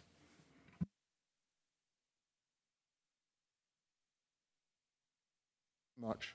I'd like to start, if I may, just by reading a quote. And it says this: "Thou shalt not be a victim. Thou shalt not be a perpetrator, but above all, thou shalt not be a bystander." That is what the Holocaust really stands for, and that's what this is about. 80 years ago, it's the first time in human history that people were killed on an industrial scale. Before that, there had been perpetrations of genocide, of whatever they used to call it in Roman times. But it's the first time an idea from a group of people took root. And the warning signs were there for all of us to look at. The kinder transport that came to England with children, displaced children, should have warned us all what could happen. Yet, in that time between the First World War and the Second World War, when people were hopeful, we missed all the signs. And that is really one of the strongest problems that we have in the future. If we look now, in the last time, in my lifetime, 62 years, you look at Cambodia, look at Rwanda, look at the Balkans and other places. We could have maybe stopped some of them, not all of them, some of them. What happened then is millions of people lost their lives. Again, genocide. But the Holocaust itself was unique because people decided there was a solution to a problem. Stripped away intellectual rigor, stripped away morals, stripped away decency, and took a line that was going to end in catastrophe for people. And I must admit, my family are involved in it. As Frank would know, my family are half German. And therefore, I bear as much responsibility looking at it from the other side as to what happened. And could my family have done something? I don't know. It's too long ago. But I think those history lessons we have to keep learning. You don't rewrite a book. You watch it as you turn the page, and that history keeps coming back. From the earliest days of Alexander the Great to now, all that's happened, the problems have got bigger. The media's got quicker. We have Facebook, we have Twitter, we look at it. But those lessons we must never forget. And the Holocaust we have seen right around the world is being celebrated today to make us never forget. But I wonder this. If we went out now in Strasbourg and just asked people, what do you know about the Holocaust? Probably in Germany it would be different, but in my country as well. I think you'd get some very strange answers. And I'm sorry about that, because I think we must not allow this to come off the agenda. So often we see people say, well, it was something to do in Europe, or it was the Germans or whatever. It's specific, as I've already said, to an ideal that was warped, tyrannically warped, to do one thing and one thing alone. And I suppose I get to that stage, and when I'm talking to you, is to say, have we learnt those lessons now? Is appeasement still a problem? We are pleased in the 30s. My God, how wrong were we? If we are pleased now and we allow things to get out of our control, and I'm not thinking of anything particular, but that is where we've got to learn. I mean, I look at my notes and I see that I wonder whether Russia, the United Kingdom, the United States in 1944, 1945 could have got to the camps quicker. They knew they existed, but they didn't know what to do.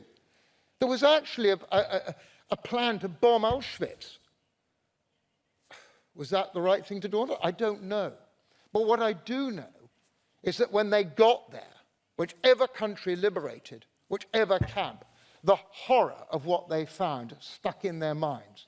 And read the history of those Russians, those Brits, those Americans, those French that came to these camps and realized with horror that everything they had stood for to fight these wars, battles, suddenly came home to an emaciated body that had been gassed, shot, starved, however, killed. And that is that image that you see in these frightful films and the things we've heard today, Mr. President, never must ever leave our minds. And I wonder this, and I don't know the answer to it, it's a rhetorical question. When Churchill decided that we needed a home of democracy, law and order, was he thinking, when the Council of Europe was being thought about what happened in 1944, 1945, or from 41 onwards? Was he thinking about that when he set this up? I don't know. But I bet it was in the back of his mind. He lived through that. And we're losing these survivors now. They're old, they move on. But it is our legacy to remember on their behalf, to teach the children across the world what happens when you turn a blind eye, or you are pleased, or you don't stand up for what you believe in. Because that is when evil prevails, when good men and women turn their backs. On behalf of my group, can I thank you all for listening, and to my Vice President, and to all of you, Ms. Tini, and thank you for calling me. I do say this, forget, we then suffer what happens in the future. And that future will not change if we allow it not to change.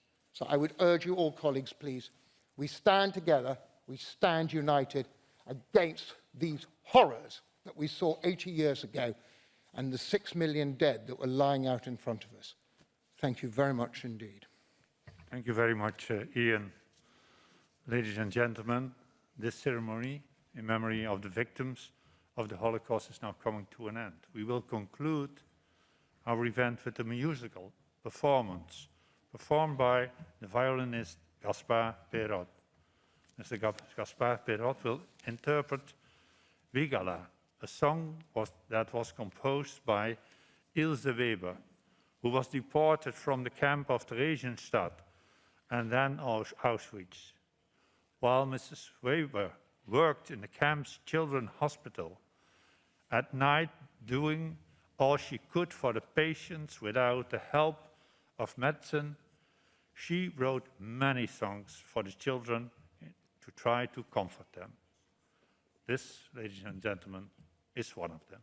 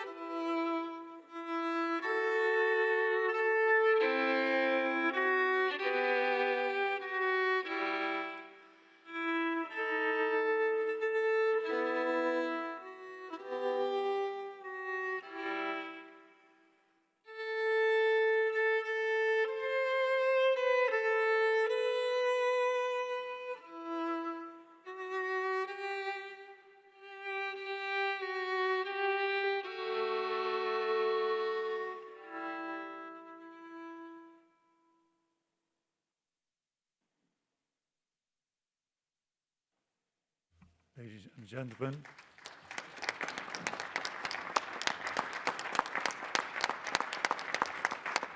ladies and gentlemen, this concludes our event. Thank you very much for your participation and your attention.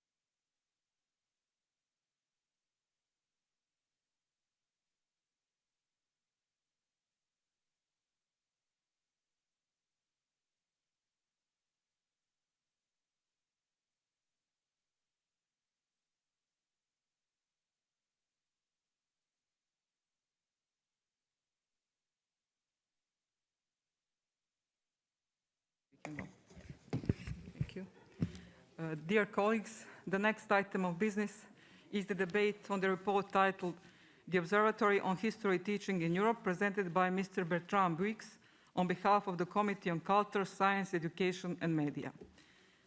So we are a little late, and in order to finish this item, we will interrupt the list of speakers at, I don't know exactly the time. Okay, to allow time for the replies and the vote. The rapporteur has 7 minutes to present the report, and then we'll have a further 3 minutes to reply to the debate at the end. Mr. Buix, you have the floor.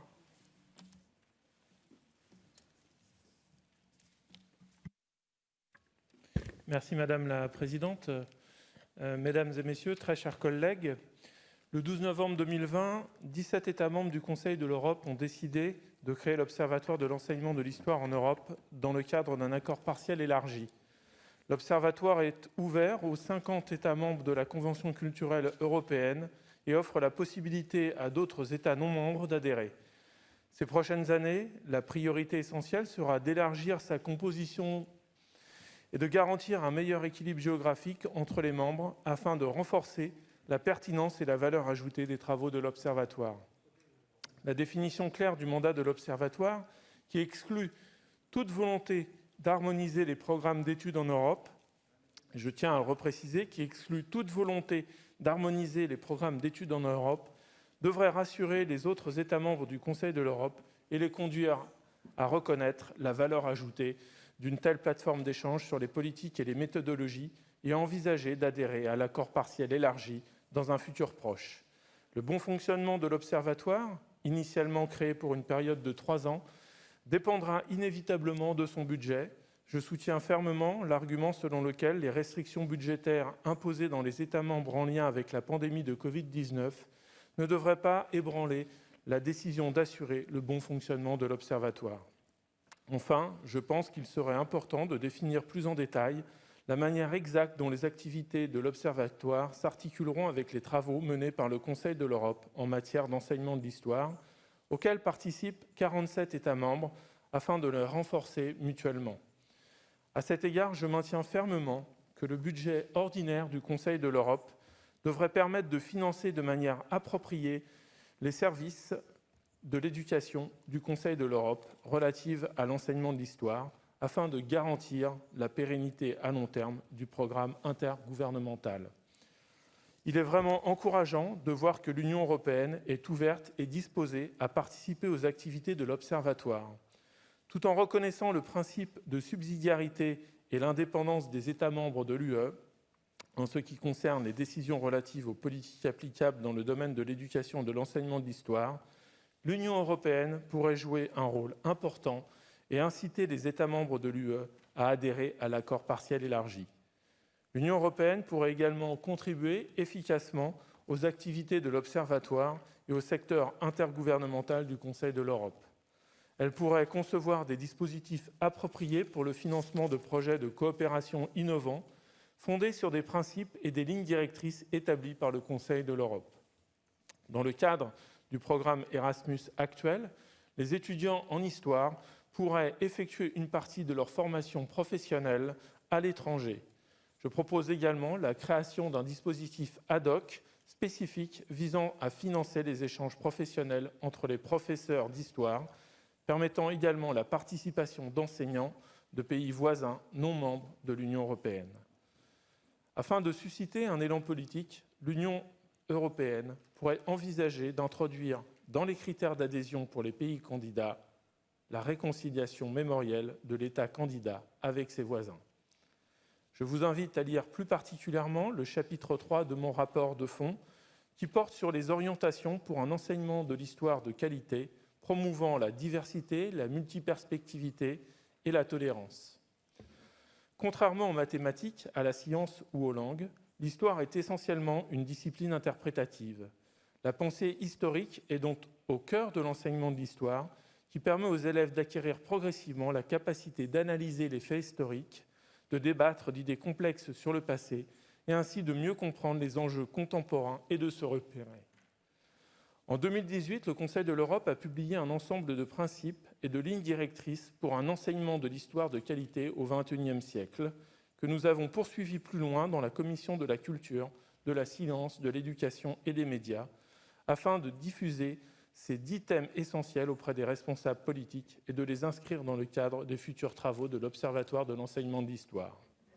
Premièrement, il semble important d'assouplir les programmes d'enseignement de l'histoire afin que les enseignants disposent de plus de temps et d'autonomie et passent progressivement d'un enseignement fondé sur les connaissances à un enseignement fondé sur les compétences et centré sur l'apprenant. Selon moi, il est crucial d'enseigner l'histoire complexe de la démocratie, de développer les pratiques, les attitudes et les valeurs de la démocratie dans la classe pour aider les jeunes à les comprendre, à les valoriser dans leur vie future lorsqu'ils seront des citoyens actifs. Deuxièmement, je pense que nous devrions ouvrir une perspective européenne dans l'enseignement de l'histoire dans nos pays respectifs en identifiant les thèmes historiques communs qui pourraient être étudiés sous des angles similaires ou différents. La multiperspectivité est essentielle pour comprendre les différents points de vue qui émanent souvent d'un contexte historique particulier. Lorsqu'ils sont analysés en classe et pris dans leur ensemble, ils créent une compréhension nuancée et plus profonde de la dimension historique d'un événement. Dans nos sociétés de plus en plus diverses, il est indispensable de connaître la diversité et les interactions culturelles, religieuses et ethniques afin d'éviter un programme d'études monoculturel. Il est nécessaire de mettre en place des pédagogies interactives qui reconnaissent les différences culturelles et les identités multiples des apprenants d'une classe afin de créer un environnement sûr et stimulant où les questions sensibles et controversées peuvent également être abordées. Ces processus d'apprentissage représentent une première étape vers un dialogue constructif, le respect et une meilleure compréhension mutuelle dans le but de dépasser les préjugés et les a priori au sein d'une société. Les enseignants jouent un rôle majeur dans ces processus. Ils doivent être soutenus et reconnus au sein des systèmes éducatifs nationaux. Je vous remercie. Thank you, Mr. Weeks. So now we move on to the speakers on behalf of political groups. So first on the list is Mr. Erkin Gadirli. Mr. Gadirli, you have the floor. Thank you. Thank you very much, Madam Speaker. History teaching is a very delicate issue. It can be and often is problematic also. Why is that? Because of its intrinsic dichotomy. History consists of two relatively independent levels: facts and stories. Facts are a matter of what happened, when, where, and how. Stories are a matter of why something happened then, there, and thus. We can agree on facts much easier than we can agree with stories. Why is that? Because facts can be proven. And today, many fields of knowledge can come with history's help. Archaeology, biology, geology, technology, so many fields of knowledge that history can benefit from today. But stories are very different, because storification and storytelling are cultural phenomena. And you cannot teach them, because it's not a matter of education. It's a matter of memorization. Different cultural groups tell different stories about the same facts, because they memorize them differently. This draft report is very eloquently prepared. I thank you, the rapporteur, for that. But we should be very careful when we think that the history teaching goal is to strengthen common values. History teaching is not about going back, it's about going forward. It's like driving a car, for example. You drive the car, you move forward, you look ahead, but from time to time, you have to look in the rear view mirror. All drivers know that to safely drive, they need to see what's behind. Societies are likewise. They need to see what they left behind to move forward. And common values do not lie in behind, they lie in ahead. So history teaching should take note of that. Otherwise, I have no objections to this report. I wish good luck for the rapporteur. And also, my advice would be that politicians should not interfere with the work of historians. Thank you. Thank you, Mr. Gadirli. So next speaker on behalf of ALDE political group is Mr. Gusti Gras. Mr. Gras, you have the floor. Merci, Madame la Présidente. Tout ce qui est mort comme fait est vivant comme enseignement. Cette citation du fameux écrivain Victor Hugo reflète à la merveille l'importance de l'enseignement de l'histoire qui joue un rôle primordial pour la création d'une société éclairée, transparente et ouverte. L'étude de l'histoire nous permet de découvrir l'origine de nos normes et valeurs, de tirer des leçons des événements du passé. Elle nous aide à développer un esprit critique, d'encourager le respect d'autrui et de remettre en cause les idées préconçues. L'histoire est une matière assez souple, laissant un certain espace à l'interprétation. La méthodologie de l'enseignement peut aussi bien conduire au rapprochement qu'à la division des peuples. Elle peut soit contribuer à l'instauration ou au maintien de la paix, soit à la création de conflits.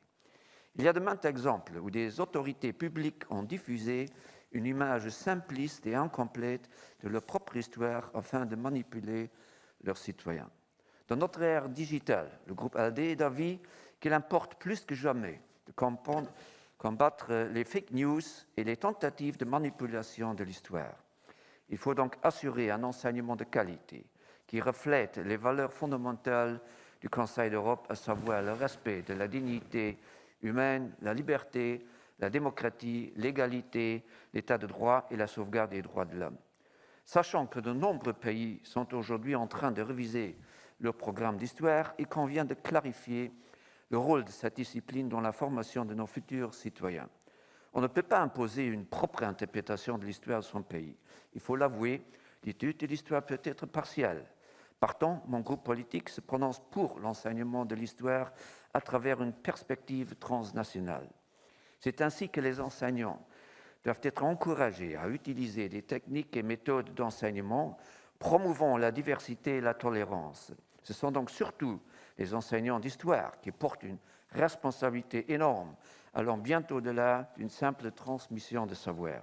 Le but est d'inspirer les élèves à développer une lecture critique du passé et à cultiver un esprit d'ouverture. Et notre cérémonie émouvante de cet après-midi a démontré qu'il ne faut jamais oublier les crimes affreux commis. L'école doit être un lieu où on apprend à voir un être humain digne du même respect que soi-même. Et c'est surtout à travers l'étude de l'histoire que l'homme apprend à mieux connaître et interpréter les problèmes d'aujourd'hui. C'est pour cette raison que le Conseil de l'Europe a créé l'Observatoire de l'enseignement de l'histoire en Europe. L'ALDE ne peut que saluer ce nouvel instrument de coopération. Les rapports et analyses de l'Observatoire nous permettent de mieux contrôler et coordonner la qualité de l'enseignement dispensé dans les différents États membres. Ensuite, l'observation facilite les échanges internationaux entre les enseignants. Mais l'Observatoire nécessite également les moyens financiers nécessaires. Cet effort doit être entrepris par les États membres, ceci dans l'intérêt d'une évolution équilibrée de notre société. Face à l'énorme potentiel de cette plateforme de développement professionnel, l'ALDE appelle les 30 pays restants d'atterrir le plus vite possible à la réalisation de ce projet. Finalement, un grand merci à M. Bertrand Bouix pour son excellent rapport. Je vous remercie. Thank you, Mr. Grasso. We move on to the next speaker on behalf of UEL Group, Mr. Hisiar Osoy. Mr. Osoy, you have the floor. Thank you, Madam Chair. The report discusses the Observatory on History Teaching in Europe as a unique knowledge exchange platform that seeks to use multi-perspectivity, and I would like to underline this notion, which I will elaborate on later, to develop a critical understanding of the past and its relevance to the present.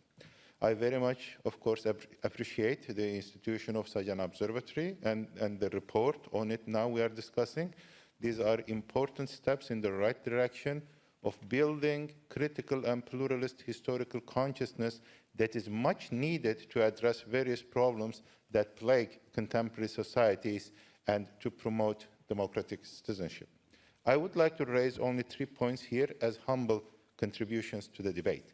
First, we need a philosophy of history that views history not simply as things that have happened in the past, but a philosophy that focuses on how the past actively shapes and structures the realities and problems in the present. Like the Holocaust debate we had in the previous session, Holocaust is not just an event in the past, but it shapes our contemporary realities in so many different ways. This point is important because every single social, legal, and political issue that we try to address also in this assembly does have a historical background, and without critically attending to the root historical causes of such problems, any attempt to resolve them is doomed to failure. Second, to put it frankly and bluntly, all official national histories are full of lies and half-truths, and they are almost always focused on states, nations, governments, wars, enemies, leaders, commanders, enemies, and more enemies. The notion of multi-perspectivity that structures this report means a radical pluralization of representing history that deconstructs typical monoculturalism of nationalist histories. Many groups of people in our societies, however, do not have equal or fair access to economic, intellectual, and cultural resources, as well as political power and representation. And it is not a coincidence that these same disempowered people are also denied the right to a place in history. In other words, the exclusion of certain groups of people from economic, political, and social systems always goes hand in hand with their exclusion from history and history books. Women and sexual minorities, indigenous people, immigrants, refugees, the poor, workers, the youth, ethnic and racial others, religious minorities such as Muslims in Europe or non-Muslims in Turkey, my country, or other Muslim countries. The list can be extended. In order to democratize our social and political systems, we need to bring in the perspectives of these marginalized people into the field of historical representation. And finally, the question of who and what gets represented in history books is not a question of truth, it is a question of power. That is, those who are in power decide on how history should be represented, which events, persons, and debates should be included or excluded, and how. That is why history itself emerged as a most crucial site of political and cultural struggle. We should know that if those in power control our sense and experience of the past, which is often the case, they could also control our present and the future. Thank you. Thank you, Mr. Ossoy. So we move on to the next speaker on our list, Ms. Petra Bayar from the group of Socialists. Ms. Bayar, you have the floor. Thank you, Mrs. President. Ich wollte eigentlich Deutsch sprechen, weil es sehr österreichisch ist, was ich sagen werde. Momentan gehen Esoterikerinnen, Impfgegner, Virusleugnerinnen und Verschwörungstheoretiker gemeinsam auf die Straße, Hand in Hand mit verurteilten Neonazis, rufen, wir sind die neuen Juden, tragen gelbe Sterne und haben Transparente mit, wo drauf steht, Impfen macht frei. Das ist unerträglich. Es ist weit entfernt von jeder historischen Wahrheit. Es relativiert die Shoah, es relativiert den Holocaust. Und ganz besonders hat mich betroffen gemacht, dass das österreichische Parlament gleichgesetzt worden ist mit der Wannsee-Konferenz. Mit jener Konferenz, die von den Nazis organisiert, das industrielle Ermorden von 6 Millionen Menschen geplant hat. Und die Gleichsetzung mit dem Parlament, das Impfgesetzgebung beschließt, ist etwas, was, finde ich, nicht auszuhalten ist. Ich habe das angezeigt bei der Polizei und habe vorgestern den Anruf bekommen, dass die Staatsanwaltschaft das nicht weiter verfolgen wird. Das macht mich eigentlich noch mehr betroffen als vieles von dem, was ich zuerst gesagt habe. Da ist eindeutig was schiefgegangen, nicht nur in der Geschichtsausbildung von jenen, die auf der Straße Dinge schreien, die relativieren wollen, sondern da ist auch offensichtlich was mit den österreichischen Strafverfolgungsbehörden schiefgegangen. Der Bericht, und ich bedanke mich auch sehr dafür, geht logischerweise vor allem auf das formelle Lernen ein. Ich glaube, gerade dann, wenn es um Gedenken, um Verantwortung geht, ist auch das informelle Lernen sehr, sehr wichtig, vielleicht genauso wichtig wie das formelle Lernen. Und gerade dann, wenn es darum geht, dass man Zeitzeuginnen hört, Zeitzeuginnen ernst nimmt und diese wichtige Rolle, wie wir auch sehr eindrucksvoll von Simone Weil gehört haben, diese werden von weniger und weniger Menschen wahrgenommen, weil viele Zeitzeuginnen einfach nicht mehr leben. Und in Österreich haben wir seit vielen Jahren ein sehr breites zivilgesellschaftliches Bündnis mit dem Namen Jetzt Zeichen setzen, das ziemlich genau jetzt gerade beginnt, so wie jedes Jahr, eine Gedenkveranstaltung in Österreich abzuhalten. Wir haben uns genau aus den zuerst geschilderten Gründen dazu entschlossen, genau gegen dieses Relativieren der Geschichte aufzutreten. Und wir haben uns dazu entschlossen, das Gedenken zu verbreitern. Einerseits es auf mehr Schultern zu legen, es aber auch an mehr Orte zu bringen. Und wir haben Holocaust-Überlebende, Zeitzeuginnen, aber auch deren Enkel interviewt an Orten, die historisch von Bedeutung sind, die aber auch jetzt von Corona-Leugnern besetzt werden und sie gefragt zu Rassismus, zu Antisemitismus, zu Verhetzung und zu ihren Gefühlen dazu. Das NS-Regime zu verharmlosen geht einfach nicht. Ich bin sehr dankbar für diesen Bericht und kann versichern, dass wir als Fraktion der Sozialistinnen, Demokratinnen und Grünen jede Anstrengung unterstützen, wo es darum geht, dass Geschichte wirklich unverfälscht gelehrt wird und dass es dazu beiträgt, dass wir alle Verantwortung tragen, sowohl für die Opfer, für die Überlebenden, aber auch für die Handlungen der Täter. Vielen lieben Dank. Thank you, Ms. Bayar. So we have one more speaker on behalf of political groups. It is Mr. Theodoros Ruspopoulos from EPP Group. Mr. Ruspopoulos, you have the floor. Ευχαριστώ πολύ, κυρία Πρόεδρε. Η ομάδα μου στηρίζει το σχέδιο το οποίο σήμερα συζητούμε και το στηρίζουμε για πολλούς λόγους. Ο πρώτος είναι ότι υπάρχει ανάγκη να βρούμε τρόπους συνεννόησης έτσι ώστε να μην γίνονται διαρκώς τα θέματα της ιστορίας, θέματα αντιπαραθέσεων. Γνωρίζουμε όλοι ότι η ιστορία είναι ένα πολιτικό όπλο. Πολλές φορές τα κράτη το χρησιμοποιούν ως πολιτικό όπλο. Η σημερινή εξέλιξη, αυτό δηλαδή που συζητάμε σήμερα, πέραν της προσπάθειας που κάνει, και είναι πολύ σοβαρή προσπάθεια, να δημιουργήσει συνθήκες κάτω από τις οποίες η ιστορία θα διδάσκεται με πιο αντικειμενικό αλλά και ενδιαφέροντα τρόπο, μας οδηγεί σε ορισμένες σκέψεις και συμπεράσματα. Θέλω να γυρίσω για μερικούς από εμάς μερικές δεκαετίες πίσω, όταν είμαστε στα σχολικά θρανία. Η ιστορία ήταν συνήθως ένα μάθημα το οποίο ήταν και λίγο βαρετό. Πολλές φορές δηλαδή ασχολούμαστε μόνο με ημερομηνίες, με κάποιες βιογραφίες και με ορισμένες μάχες για τη χώρα που ο καθένας κατάγεται, για να πληροφορηθεί την ιστορία του λαού του. Αργότερα μεγαλώνοντας, κάποιοι από εμάς που ενδιαφερθήκαμε περισσότερο, καταλάβαμε ότι η ιστορία είναι κάτι πολύ πιο σημαντικό από την παράθεση ορισμένων ημερομηνιών ή ορισμένων πολέμων και μαχών. Προσωπικά επέλεξα την ιστορία για να κάνω το διδακτορικό μου και χαίρομαι πολύ γιατί έτσι έζησα και ζω στον κόσμο του χθες και του σήμερα, μπορώντας να αντιπαραβάλω γεγονότα, καταστάσεις, ιδέες και να αντιληφθώ και να ερμηνεύσω πολύ πιο εύκολα πολλά πράγματα. Πριν από λίγη ώρα σε αυτή την αίθουσα, και έρχομαι τώρα στο δεύτερο μέρος της έκθεσης, της ενδιαφέρουσας έκθεσης του εισηγητή μας, ζήσαμε περίπου έναν τρόπο τον οποίο προτείνει η έκθεση να διδάσκεται ιστορία.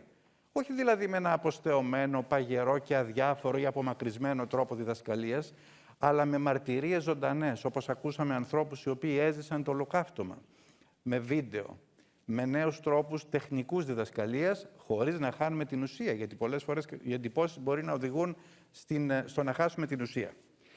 Τι είναι η ιστορία και πόσο αντικειμενική μπορεί να είναι η ιστορία? Αν πάμε στον πατέρα της ιστορίας, τον Θουκυδίδη, θα δούμε ότι αυτός επέλεξε στην εισαγωγή του Πελοποννησιακού πολέμου να πει ότι εγώ ήμουν παρόν στα γεγονότα, γι' αυτό θα σας πω την αλήθεια. Δεν μπορούμε να είμαστε όλοι παρόντες στα γεγονότα, αλλά μπορούν οι ιστορικοί μεταξύ τους, καθώς η ιστορία δεν είναι μαθηματικά για να πεις ότι ένα και ένα κάνει δύο, να συνεννοηθούν για να βρεθεί ο κοινός τόπος. Η πολυπρισματικότητα που αναφέρει η έκθεση, να δούμε δηλαδή και την άποψη του άλλου, να μην είμαστε μόνο στην δική μας την άποψη και να μην εμένουμε με έναν απόλυτο πολλές φορές τρόπο ότι μόνον εμείς έχουμε δίκιο και όλοι οι άλλοι έχουν άδικο. Ο Ναπολέον είχε πει ότι η ιστορία γράφεται από τους νικητές. Ο Βολτέρος είχε πει ότι η μυθολογία είναι αδελφή της ιστορίας. Το στίχημα είναι να μπορέσουμε να διαψεύσουμε τη φράση που είχε πει ο Φρίντριχ Έγκελ. Το μόνο πράγμα, έλεγε, που μας διδάσκει η ιστορία είναι ότι τίποτα δεν διδασκόμαστε από την ιστορία. Είναι καιρός να δείξουμε ότι διδασκόμαστε από την ιστορία. Ευχαριστώ πολύ. Thank you, Mr. Rospopoulos. Unfortunately, we don't have much time, so I must now interrupt the list of speakers. The speeches of members on the speakers list who have been present physically or remotely during the debate but haven't been able to speak may be given to the table office for publication in the official report, provided that speakers connected remotely can report their actual presence when the debate is closed. I remind colleagues that typewritten text must be submitted electronically no later than 4 hours after the list of speakers is interrupted.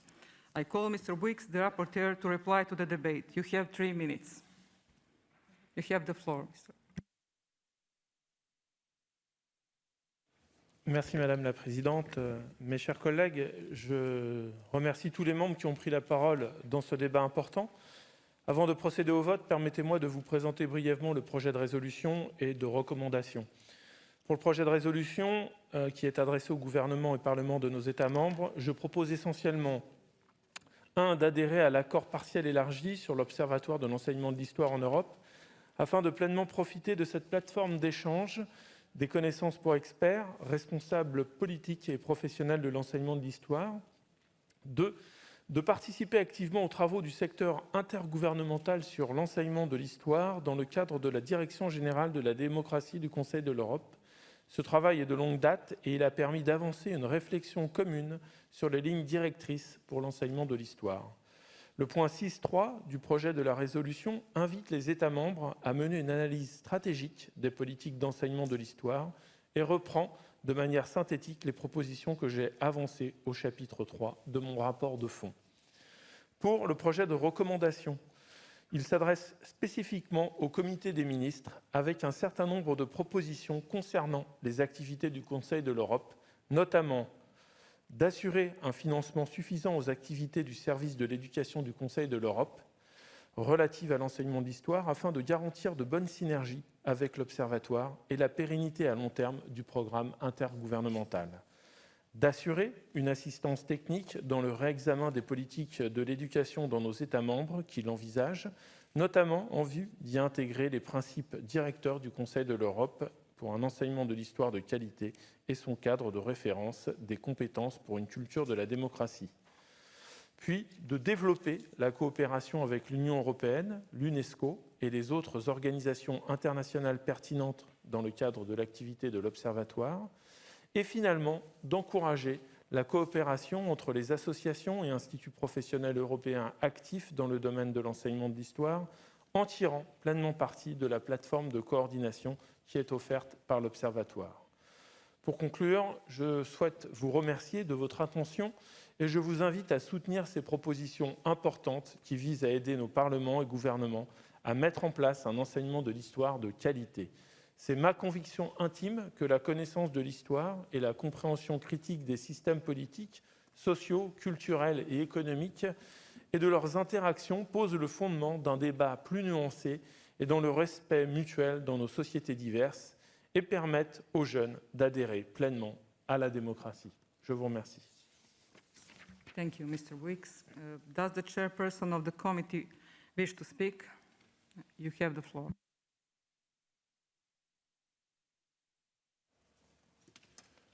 Thank you very much, Madam Chair.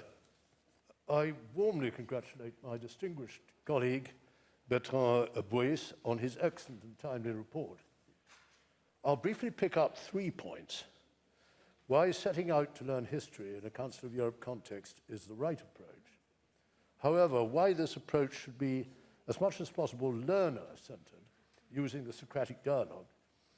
Then the connected reasons why Council of Europe shared values, together with certain attitudes towards history, assist an improved understanding of political philosophy, as well as a better direction for future political developments. Ironically so, the 1949 Council of Europe consensus might well have been established in Europe many centuries earlier on, between 1100 and 1492. This was through the enlightened and powerful Christian Norman rulers of Sicily, and who were nearly able to force papacy to pursue ecumenical policies towards faith and religion, as it also was through the equally enlightened Arab and Muslim rulers of Spain, and who were entirely tolerant of those belonging to the Christian and Jewish faiths. Arguably, such a consensus by 1492 would have spared Europe not only its religious wars following the Reformation, but also the devastation of the 20th century arising from 19th century nationalism, thus also sparing us the Holocaust and its victims, whom we commemorate today. Bertrand Bouet emphasizes that if history learning includes cultural, religious, and ethnic diversities, then a one-sided curriculum is avoided. At the same time, he gives a clear definition of what the Observatory's mandate is and what it is not, and how, as he has just today reiterated, it excludes any attempt to harmonize history curricula in Europe. Thereby, remaining Council of Europe states can be reassured to recognize the good scope of the Observatory platform, which instead is designed to exchange on policies and methodologies. The rapporteur also illustrates how, alongside formal history teaching, there should be non-formal deliveries as well, not least through online and digital opportunities, and that in the cases of both formal and non-formal history teaching, as much as possible, history learning ought to be interactive, hence making full use of the Socratic dialogue. Through our Court of Human Rights, and as we know, one individual himself or herself can take on a whole nation state. Within political philosophy, this reflects two important inferences. Firstly, that state and citizen can now be on an equal footing. Secondly, however, that as a result, the state need not be undermined at all. Future political stability depends upon a continuing and growing consensus that human rights should remain a priority. Today's report on history learning by Bertrand Bouet fully backs up and augments that prescription. Thank you. Thank you, Lord Dundee. So the debate is over and we move on to the consideration of amendments. The Committee on Culture, Science, Education and Media has presented a draft resolution to which 4 amendments have been tabled. There is also a recommendation to which one amendment has been tabled. We will consider the amendments individually. The amendments will be taken in the order in which they appear in the compendium. I remind you that speeches on amendments are limited to 1 minute. I ask parliamentarians participating remotely to ask for the floor only when they have to support their own amendment or wish to speak against an amendment. The Committee on Culture, Science, Education and Media has presented a draft resolution. We move on to the amendment number 1. Okay. So I call Mr. Krugli to support amendment number 1. Спасибо, госпожа председатель.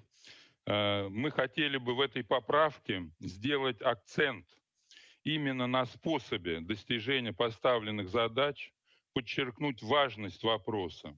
Со своей стороны мы готовы поделиться многолетним российским опытом в этой сфере. Исходим при этом из того, что изучение истории других стран не должно идти в ущерб национальной истории, без знания которой невозможно формирование полноценной гражданской личности. Спасибо. Thank you, Mr. Krugli. So does anyone else wish to support this amendment? Okay. Does anyone else wish to speak against the amendment? No one. Oh, Mr. You have the floor. Oui, contre cet amendement. Oh, okay.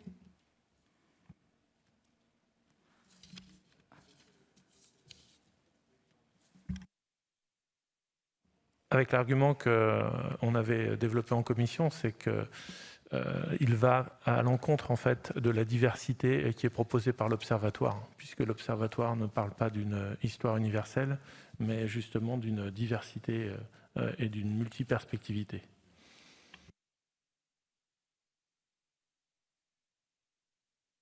Thank you, Mr. Boix. What is the opinion of the committee on this amendment? the committee is against, and I shall now put the amendment to the vote. The vote in the hemicycle and via remote voting is now open.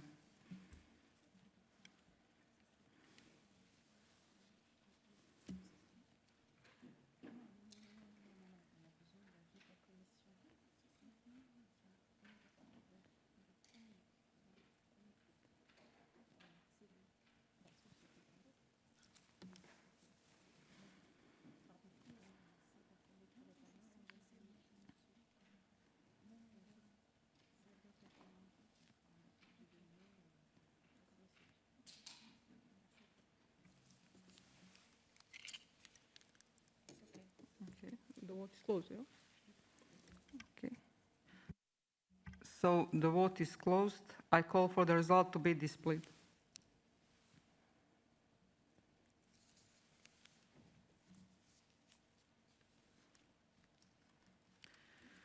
Amendment 1 is rejected. We move on to the amendment number 2. I call Mr. Krogli to support amendment number 2. You have 1 minute.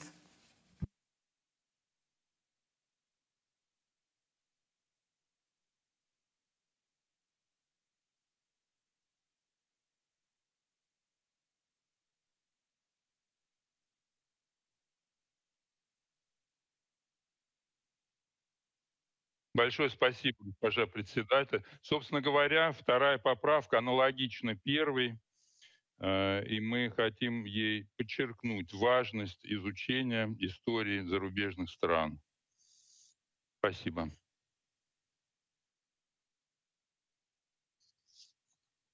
Thank you, Mr. Krugli. Does anyone wish to speak against the amendment? No one. Mr.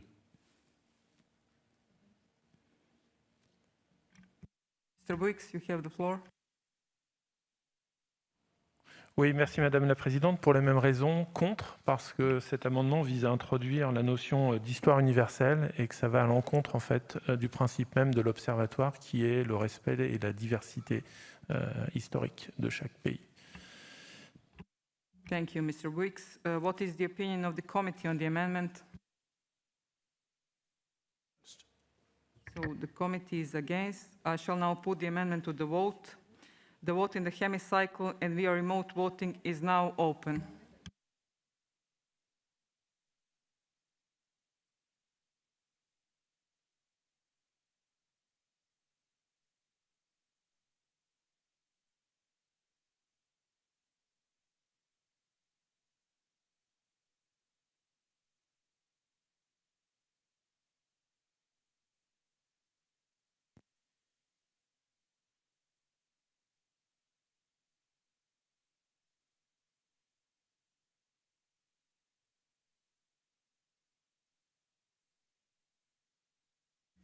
The vote is closed. I call for the result to be displayed.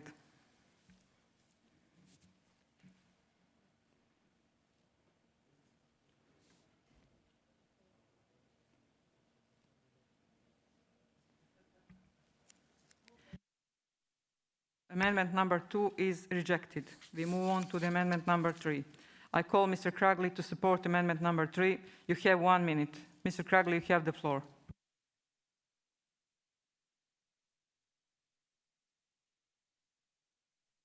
Большое спасибо, госпожа председатель. Согласно уставным документам обсерватории, Европейский Союз участвует в ее деятельности в качестве наблюдателя. Это мы хотели бы подчеркнуть своей поправкой. Спасибо. Thank you, Mr. Krugli. Does anyone wish to speak against the amendment? Mr. Buiks, you have the floor. Alors sur le troisième amendement, nous sommes favorables. C'est un amendement de précision qui finalement entérine le rôle de l'Union européenne conformément à ses statuts. Thank you, Mr. Weeks. What is the opinion of the committee on the amendment? The committee is for. Thank you. So the committee is for, and I shall now put the amendment to the vote. The vote in the hemicycle and via remote voting is now open.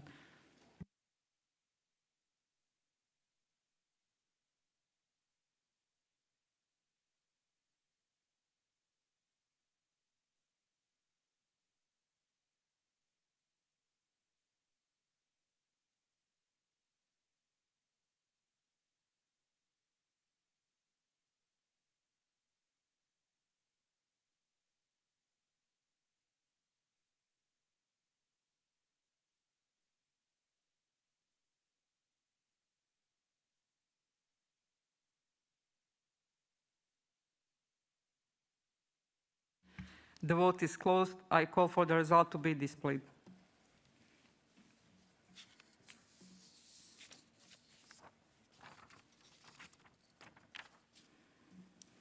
Amendment 3 is agreed. We will now proceed to vote on the draft resolution contained in document 15423. The vote in the hemicycle and via remote voting is now open.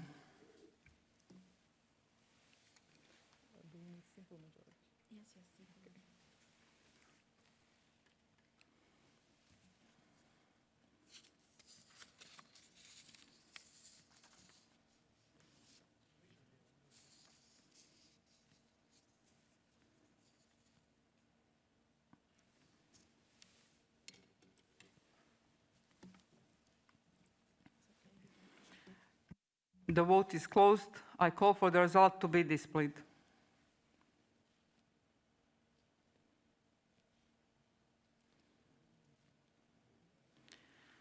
The draft resolution is adopted.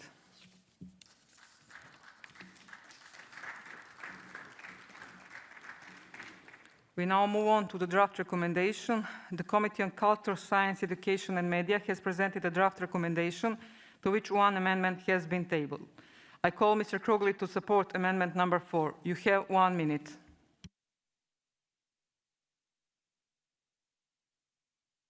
Спасибо, госпожа председатель. Уважаемые коллеги, поправка носит технический характер. Вместе с тем, исходим из того, что не все страны, члены нашей организации, входят в Европейский Союз. Охват деятельности ЮНЕСКО шире. Исходим из того, что у Евросоюза, в отличие от ЮНЕСКО, нет собственной компетенции в области исторического образования. Спасибо. Прошу поддержать. Thank you, Mr. Krugli. Does anyone wish to speak against the amendment? Mr. Weeks, you have the floor. Oui, merci Madame la Présidente. Donc c'est un vote contre cet amendement puisqu'il va à l'encontre des statuts de l'Observatoire, puisque dans son article 2.5, l'ordre qui est précisé dans cet article, c'est d'abord l'Union européenne et ensuite l'UNESCO. Merci. Thank you, Mr. Weeks. What is the opinion of the committee on the amendment? The committee is against. Thank you. I shall now put the amendment to the vote. The vote in the hemicycle and via remote voting is now open.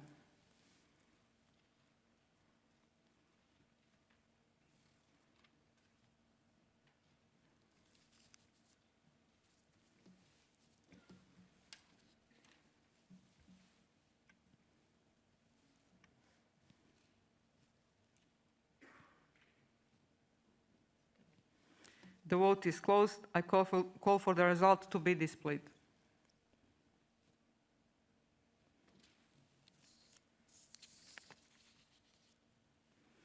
Amendment number 4 is rejected.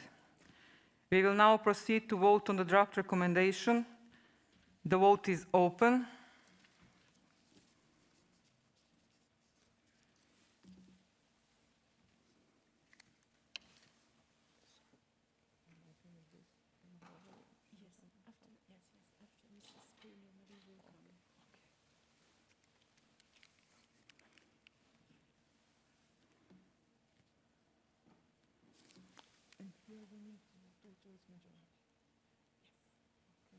You will tell me if you achieve that.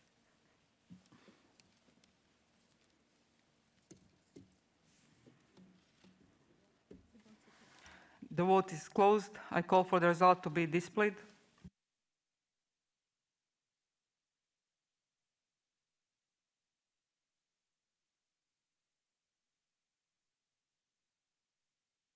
The draft recommendation in document 15423 is adopted. Thank you.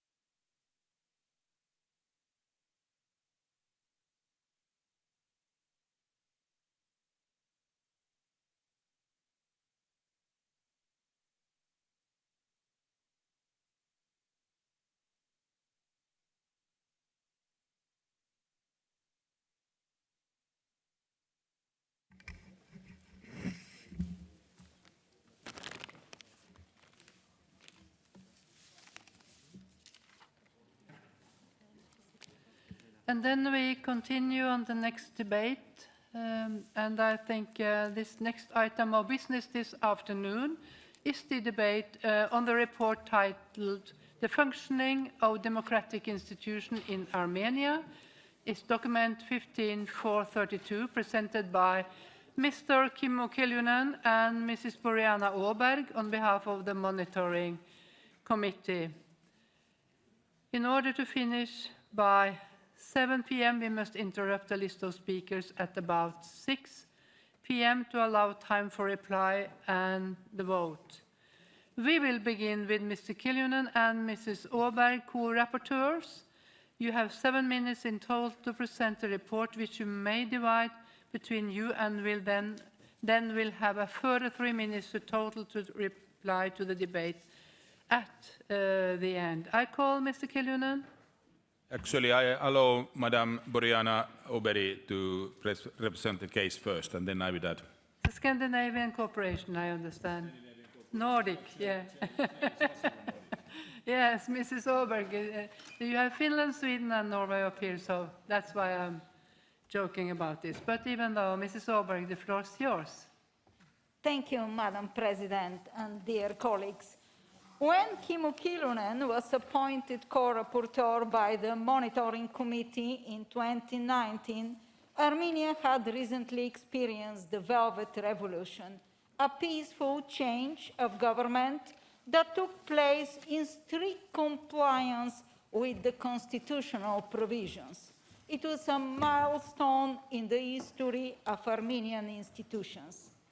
The newly appointed government had undertaken numerous and ambitious reforms covering the criminal code and procedure, the judicial system, fight against corruption, the judicial code, electoral reforms, and the funding of political parties. By then, our predecessors who had visited Armenia praised the will to respect, protect, and promote human rights at the highest levels of the state. Cooperation between the Council of Europe and Armenian authorities was extremely fruitful, as testified by the 5 ad hoc requests for assistance addressed to the Venice Commission.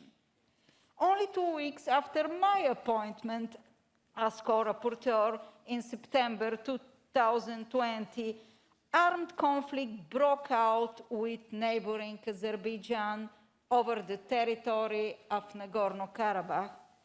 The Armenian institutions had already been put on trial, as each of our countries, by the sanitary crisis. Nothing tries the institutions of a democracy more than war. Many of our old European countries have experienced it, and the relatively young Armenian democratic institutions could have been overwhelmed. But on the contrary, they emerged stronger from this extremely trying period and offers to the members of the Council of Europe an example that, however exceptional the circumstances of the time may be, democratic debate, disputed elections, and respect for the rule of law are not a burden, but a strength for our societies. The early parliamentary elections held in June 2021, which permitted to solve a political crisis, are an example. You will find in our report a detailed account of the political events occurred since 2018. I would like to focus on 4 key points of this report: electoral reform, democratic culture, fight against corruption, and the situation of the media. The electoral reform is the area where the most significant results have been achieved, in accordance with the recommendations of Venice Commission and the OSCE. The establishment of democratic culture is a long process, but some checks and balances have been built. The institution of the human rights defender is very popular and receives the confidence of 63% of the Armenian population. In spite of the drastic state of Armenian public finances, a constructive dialogue between us and the Armenian delegation allowed to protect the budgetary independence of this institution. The fight against corruption is a major issue. We welcome the establishment of the Commission for the Prevention of Corruption, chaired by a competent woman. We encourage the Armenian authorities to strengthen this institution by ensuring in the constitution its genuine independence. Regarding the media, the COVID pandemic, the Nagorno-Karabakh conflict led the authorities to severely restrict the independence of journalists and freedom of expression, to fight against the spread of false news and hate speech. Even if the aim pursued was legitimate, the measures were excessive. Fortunately, they were relieved since. Still, the fines for defamation have been raised and serious insults have been criminalized. We wish to remind the clear position of this Assembly against the criminalization of defamation. Much has still to be done.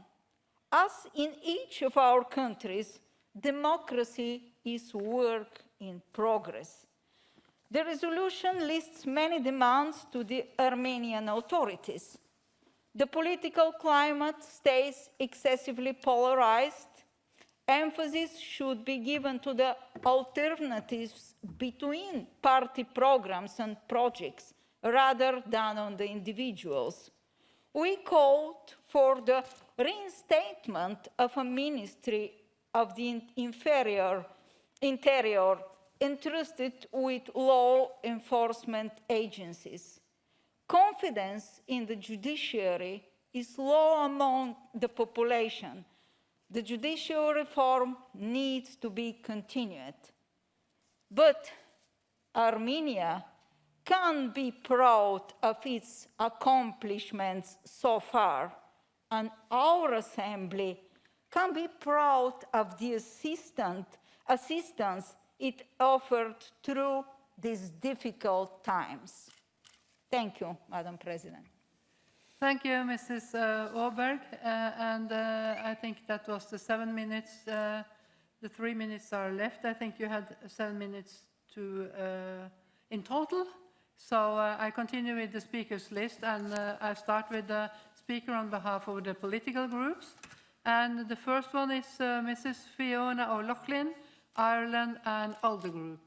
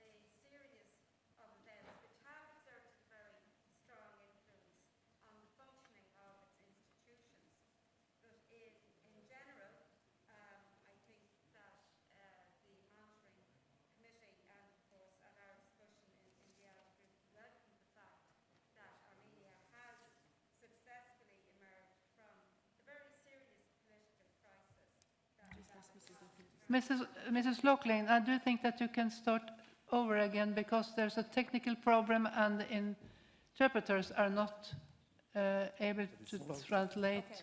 So try this microphone and allow you to start over again. Yes, thank you.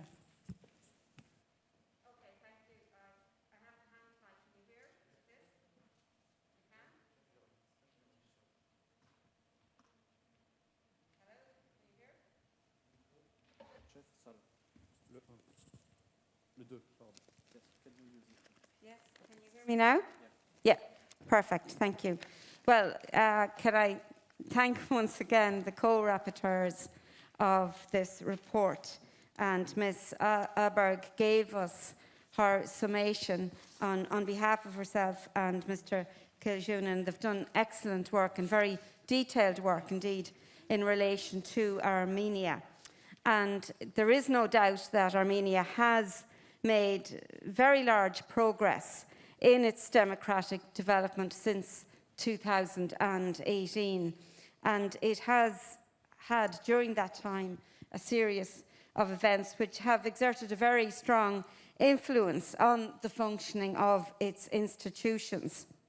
But I think it's important that, again, that the Assembly welcomes the fact that Armenia has successfully emerged from the conflict, the very serious conflict that it had. And with the early elections in June in 2021, which were organised very well, that that together with the pursuit of reforms have been really, really important. According to the 2020 EU Annual Report on Human Rights and Democracy, Armenia has a relatively good record of human rights and democracy, and we have to acknowledge that it is undertaking significant steps to improve good governance and the rule of law. A number of areas have been identified for further improvement, including discrimination and hate speech, gender equality and preventing gender-based violence, prosecution of torture and ill-treatment, and the regulation of pre-trial detention. Obviously, in 2020, the double crisis of the COVID-19 pandemic and the Nagorno-Karabakh conflict did slow down the pace of reforms. But despite these challenges, as I mentioned, Armenia has reiterated its commitment to the implementation of the comprehensive and enhanced partnership agreement between the EU and Armenia, which entered into force in March 2021 and includes provisions on strengthening democracy and human rights. And of course, we also have to note that Armenia adopted a comprehensive judicial reform strategy and human rights strategy in 2019 following the police reform strategy. The government, which were re-elected in July 2021, remains committed to reforms, adopting the new criminal and criminal procedure codes in 2021. And it's important to note also that Armenia's civil society is also seeing slow and steady progress in creating a sustainable, enabling environment, increasing organisational capacity and improving sectoral infrastructure. However, the institutions do still continue to struggle a little bit with issues of capacity and implementation, which hamper further reform. Thank you very much, Madam Chair. Thank you, Madam Loughlin. And then we go to Iceland and to Bjarni Jönsson, the United Left. The floor is yours, sir. Thank you, Madam President. I want to start by congratulating the rapporteurs on their excellent report. As reflected in the report, Armenians have indeed faced their sufferings and challenges in a most constructive manner, evident by recent developments. The situation in Armenia is sensitive, and there is a lot to be done when it comes to the reconstruction of society. All such reconstruction is made even more difficult while the conflict between Armenia and Azerbaijan is still unresolved, despite the tripartite agreement between the two countries and Russia. The wounds of war are still open and have not been given the chance to heal. Armenians have been quite critical of the international community for its lack of response to the conflict in Nagorno-Karabakh, and rightly so. The new government in Armenia has demonstrated their will to engage with the Parliamentary Assembly and their commitment to our shared values. The authorities are implementing various reforms, including law enforcement reform, educational reform, and judicial reform.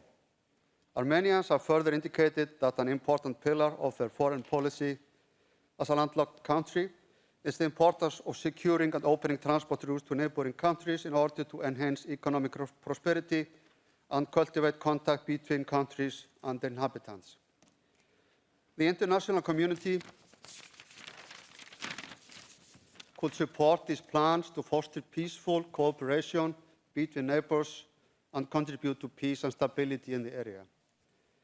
In the Council of Europe, a new action plan on relations with Armenia is currently in the making and will take effect around the time Iceland takes over the chairmanship of the Committee of Ministers. I know that Iceland is fully committed to following through on the matter and look forward to constructive work by the Council of Europe and the Parliamentary Assembly, along with Armenians and the neighbors, to strengthening democracy, peace, and prosperity in the area. Thank you, Madam President. Thank you, Mr. Johnson. And then we go to Austria and to Mr. Stefan Schenak, the Socialist Group. Mr. Schenak, can you click on the request to speak icon? It's okay. There you come.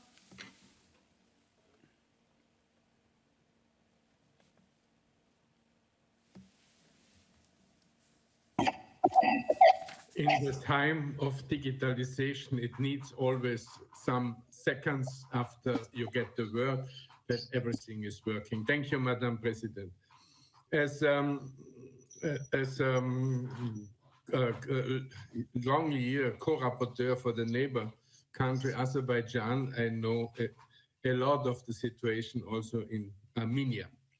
And I can congratulate both rapporteurs for their report, and our group will support this report, and it shows that Armenia, next to Georgia, are two countries in the Caucasus region which changed by election the political system, and that shows that democracy is going on. And that was happening in Armenia 2018.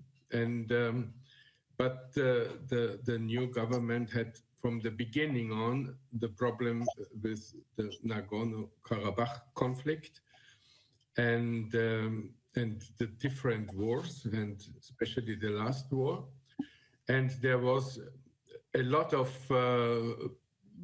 after the ceasefire, after the trilateral agreement, which was done by the Russian Federation to reach this trilateral agreement and stop the killing of persons and soldiers and civilians and destroy houses and infrastructure. There was in Yerevan a lot of movement to push away the government, and then there was by a big harassment the election, and it was a big surprise that the government is still the same and won those elections. I think this is very important also for the peace process. And I think both countries, Armenia and Azerbaijan, has now to work on this neighborhood feeling and peace process. And they have to look into the curriculum of their schools that they delete all those enemies phrases so that Armenian and Azerbaijan can live together in the same peaceful way as they live in Tbilisi in Georgia, in this district where both groups are living. There is no problem. And I hope in the long run, Armenia and Azeri could be friends or good neighbors. That would be the great thing. So again, congratulations, and we will support this report. This is very well done. Thank you. And thanks to you, Mr. Schenak. And now I give the floor to Mr. Alexander Pojce, Poland and EPP Group.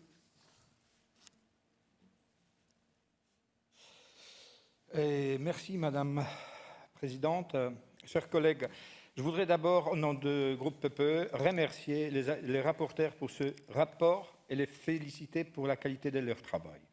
Alors que le président arménien, Armen Sarkassian, vient de présenter sa démission le 23 janvier dernier au motif qu'il n'avait pas les moyens d'influencer sur la politique intérieure et extérieure, ce rapport constitue une contribution importante aux réflexions actuelles sur le système institutionnel arménien. Je rappelle en effet que l'Arménie est passée d'un régime présidentiel à un système parlementaire après l'approbation des réformes constitutionnelles lors d'un référendum national en décembre 2015.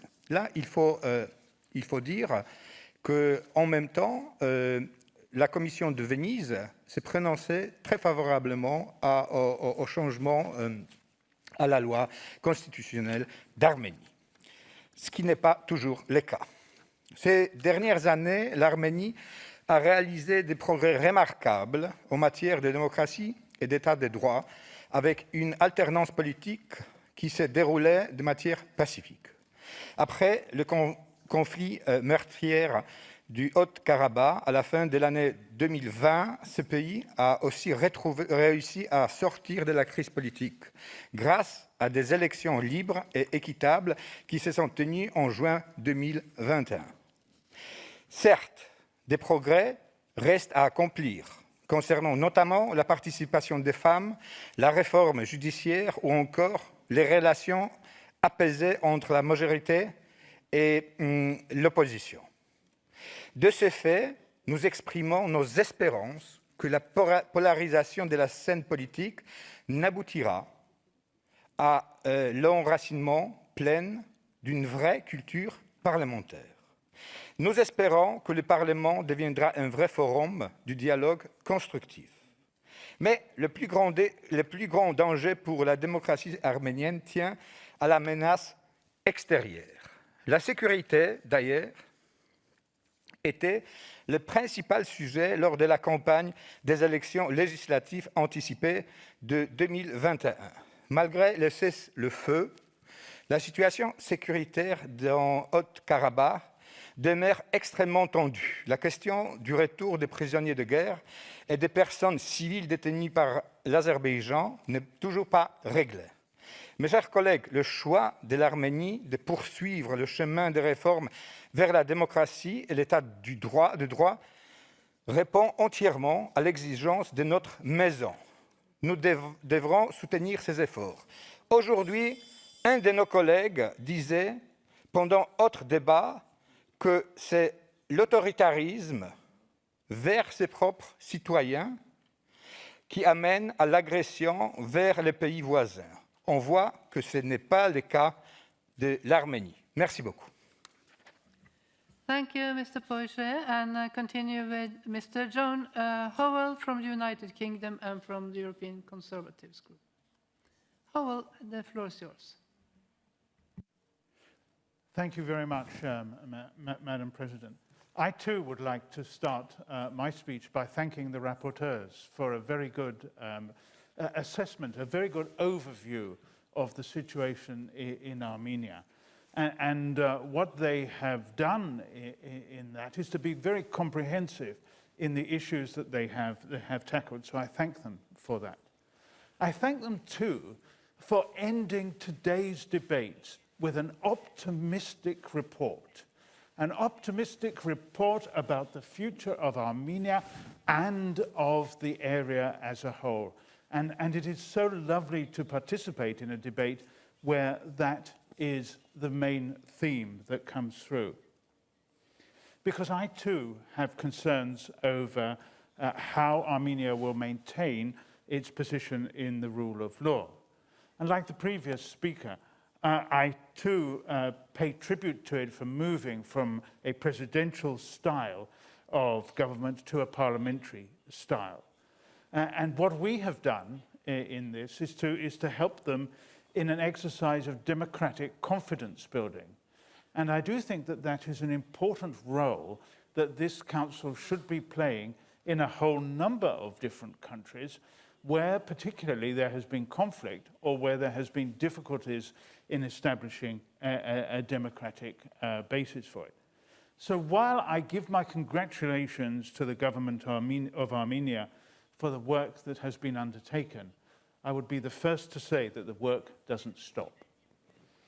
And the rapporteur listed a whole number of areas where additional work is required. But the most important of those is in trying to have some form of reconciliation over the terrible war that took place in Nagorno-Karabakh. We have heard many, many times in this hemicycle, one side accusing the other of terrible crimes, of not revealing the locations of bodies, of not doing this and not doing that. And I do think we have to move fast to overcome that. So some form of reconciliation is called for Armenia to enter forcefully to be able to bring Azerbaijan to the table. We've already mentioned issues such as money laundering, which needs to be pursued, and justice that needs to be pursued, particularly in relation to the Constitutional Court and the status of judges. And there is an important area in the state of the media, which Armenia, like many countries, is having to struggle with disinformation and hate speech that has seen an uprising in it. So overall, although it is difficult to establish the checks and balances that Armenia needs in one go, I do congratulate Armenia on the way that they have come so far. Thank you, Mr. Howell, and I continue with the speakers list, and I will introduce one speaker from Armenia and one from Azerbaijan before I interrupt the list of speakers. And the first speaker is Ruben Rubinyan from Armenia and the EPP group. The floor is yours. Thank you, Madam Chair. Firstly, dear colleagues, I would like to thank the rapporteurs, Madam Oberg and Mr. Kiljunen, for their truly excellent work. This was a much expected report since the last one was back in 2011. The report starts with high assessment of the democratic developments in Armenia since the times of the non-violent Velvet Revolution in 2018, and notes with praise that Armenia has successfully overcome the serious political crisis caused by the consequences of the recent war in Nagorno-Karabakh. We very much value the high assessment that the Assembly gives to our democratic progress. Colleagues, the outcome of the 44-day war unleashed by Azerbaijan indeed became a check for the democracy and the rule of law of Armenia. But we managed to overcome it in a peaceful manner through snap parliamentary elections, which received the highest assessment by the international community as free, fair, competitive, with respect of the principles of equality and fundamental freedoms. Though these elections passed in extraordinary and challenging situation, they showed the permanence of democratic processes in the Republic of Armenia and proved that free elections are guaranteed in Armenia, that people irreversibly exercise their power guaranteed by the Constitution through elections and other means of direct democracy. The consolidation of democracy through strengthening of democratic institutions, legislative improvements, and other governance reforms is priority for us. We have implemented reforms targeted at improvement of the electoral processes, inter alia, improving legislation, ensuring free exercise of the electoral right. This process is undertaken taking into consideration the European standards and with close cooperation with the specialized international organizations. Speaking about anti-corruption policies, I would like to highlight the activity of the Commission for the Prevention of Corruption, the role of which is also noted by the co-rapporteurs as a significant toolkit for the ensuring the transparency and accountability of the governance system. This is a unique body working with the government over the elaboration of the government's anti-corruption policies and the ways of its implementation. One of the other major areas of activities of the government is the independent judiciary. The government launched the judicial legal reforms for the development of the sector and effective administration of justice by reviewing the scope of strategic directions. The aim of the reforms is to guarantee the integrity check of judges, efficiency of the activity of judges and the courts, uniformity of judicial practice, modernization of procedural law, and many others. Colleagues, today our democracy continues to face a number of serious challenges. First and foremost, connected with military threats to the security of Armenia. The constant threat of use of force has its most negative effect on the stability, normalcy of the life and course of development. Nevertheless, we believe that peace is the most reliable way to ensure security and further progress. And for that purpose, we have also to reach fair and lasting solution to the Nagorno-Karabakh conflict and the solution of all humanitarian issues, the utmost of which is the urgent and safe repatriation of the Armenian prisoners of war. And lastly, dear friends, I would like to thank all the colleagues for high praise of the democratic path that Armenia has chosen. But I can't stress enough that, as my friend Alexander Poche rightly mentioned, the main danger to Armenian democracy doesn't come from within. Thank you, It Mr. comes from Rubinian. outside. And I hope that Armenia won't walk alone on the path of democracy it has chosen. Thank you. Mr. Rubinian, thank you so much. The next speaker is Mr. Samad Seydo, and from Azerbaijan and the European Conservatives. The floor is yours. Thank you very much, Madam President. It seems to me this is déjà vu. We have already seen this situation within the report of Armenia several years ago. Then, the majority PACE approved the result of the election of former President Sarkisyan, calling them progressive and democratic. It was already clear to us, neighbors of Armenia, that the report absolutely didn't reflect the reality. But they didn't listen to us. We're Azerbaijanis. Just a few years later, the Armenian people themselves answered this question, and through Sarkisyan from his prime minister chair. It's easy to satisfy the ambitions of the elite or the diaspora, but it's very difficult to reflect the national interests of the people. And now, in this new report on a new Armenia, we again do not see full realities. For example, there is a subcommittee on a conflict between member states here in the Parliamentary Assembly. And Armenia and Azerbaijan are full-fledged members of it. There is a report presented by Mr. Havan just a couple of months ago where the conflict has been titled as a conflict between Armenia and Azerbaijan. We were in war, I mean Armenia and Azerbaijan. But despite of all these facts, you are not able to find the word Azerbaijan and Armenia in the report. They titled it Nagorno-Karabakh conflict. The conflict is over. Nagorno-Karabakh doesn't exist. We are looking for peace. My colleague from Armenia just mentioned about that. But again, this unexisting formula is within the report. A real assessment of events is a main condition for stable development of Armenia. That's why we are against pleasing Pashinyan, satisfying the diaspora, saying nice words to the revanchist forces in the region. After all, we have to live together. That's why we propose our amendments, which will make the report balanced, meeting the requirements and principles of the work of the Council of Europe, reflecting documents which have already adopted in the Assembly. Dear colleagues, now up to you. If you are able to assess the situation in Armenia realistically, where the president just has to resign because of the chaos. Chaos in the society and revanchism in the mind of politicians who lost the war, who dreamed about the new war, then we will be able to help Armenia. If you are put on rose-colored glasses and do not see deep political, social, economic, human problems in Armenia, revenge attempts, unwillingness to sign any documents with Azerbaijan, including a peace treaty, growing xenophobia, then what happened once to Sarkisyan will definitely happen to Pashinyan's government. Thank you. Thank you so much, Mr. Seydo. I must now interrupt the list of speakers.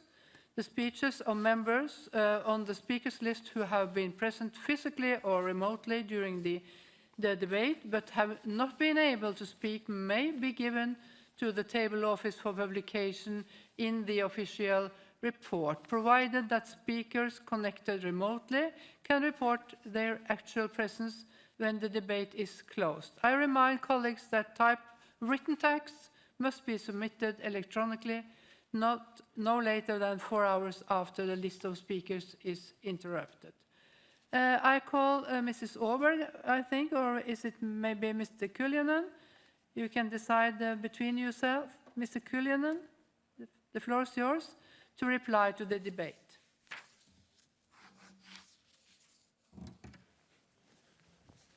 Madam President, thank you very much for allowing me to say a few words also about the debate and the report itself. I only want to stress strongly that I thoroughly enjoyed my colleague Boriana Åberg's presentation because she fully summarized all my experiences also, and we can share the views, so I don't want to repeat what she said. Madam Chair, we visited actually in November 2021 in the country for preparing this report. And that report is reflecting our experiences because I was personally, and I share the view also, I suppose Boriana can agree, we were absolutely positively surprised. Clearly, there has been a positive development in the country, and we were enjoying that, including the anti-corruption entity which has been established, which is a novel institution. Actually, we need that type of institution in other countries too, so we can learn out of that. Obviously, shadowing everything was the Nagorno-Karabakh conflict. That was clearly shadowing it, and we actually visited even in border areas, and we heard shootings, etc. After us, when there was shooting even. So the peace still is in question. But we are happy anyhow that the other sides have been somewhat agreed, irrespective of those hate speeches. Nevertheless, there is some positive developments also on that area. Mr. Seydov just now made a presentation here, but I have been actually listening very carefully the discussions throughout these assembly meetings between Armenians and Azerbaijanians. And I feel, listening to them, that there is a new mode. There's a type of reconciliation already taking place also in our hall concerning the relation between those two countries and also including the Nagorno-Karabakh conflict itself.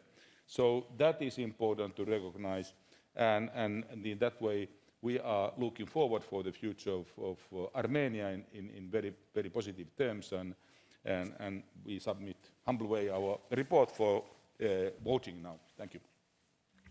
Thank you, Mr. Kiljunen. And I know that Mr. Fassino is online, the chair of the committee. Do you want to speak? In that case, you have 3 minutes.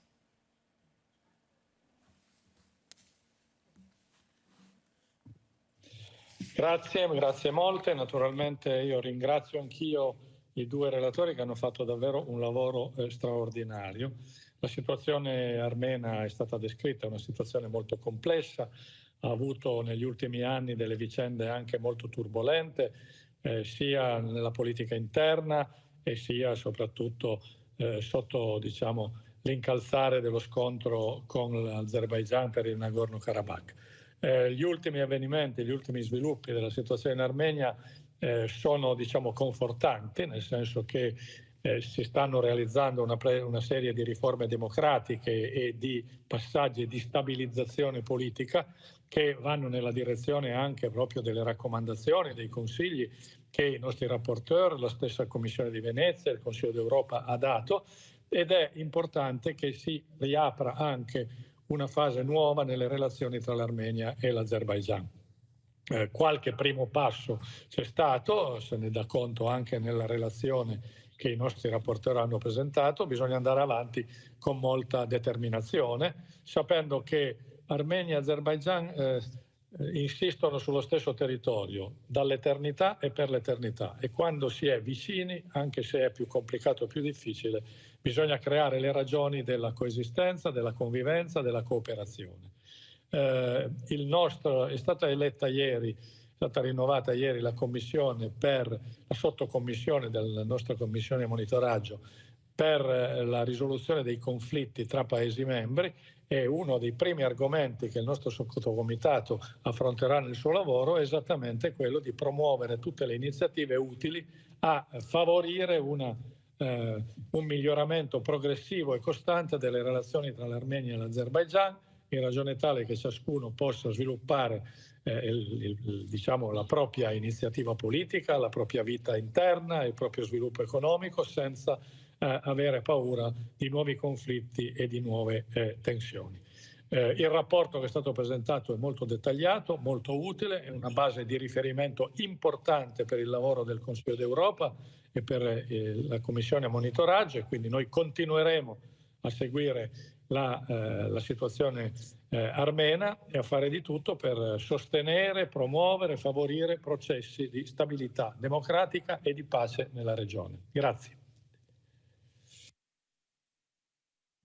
Thank you, Chair, and thank you, Mr. Fassino. The Monitoring Committee has presented a draft resolution. It's document 15432, to which 17 amendments have been tabled. The amendments will be taken in the order in which they appear in the compendium, and I remind you that speeches on amendments are limited to 1 minute. I ask parliamentarians participating remotely to ask for the floor only when they have to support their own amendment or wish to speak against an amendment. We start with Amendment 6, and I call Mr. Seidov to support Amendment 6, and you have 1 minute. Thank you, Madam President.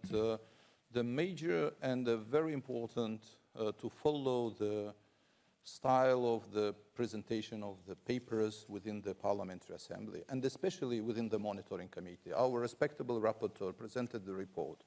Within the Monitoring Committee, we have the sentence, or using the title of this conflict and the beginning of this conflict, and words from the text, the military hostilities between Armenia and Azerbaijan. This is, I quoted, from the documents which Monitoring Committee adopted during and after the war. And that's why, taking into account that it's very, very logical to put the sentences which already used by Monitoring Committee in the report, my amendment is to put this sentence in the report which prepared by respectable rapporteurs. Please, thank you. Thank you, Mr. Seidov. Does anyone wish to speak against the amendment? Rubinian, the floor is yours. Can you connect?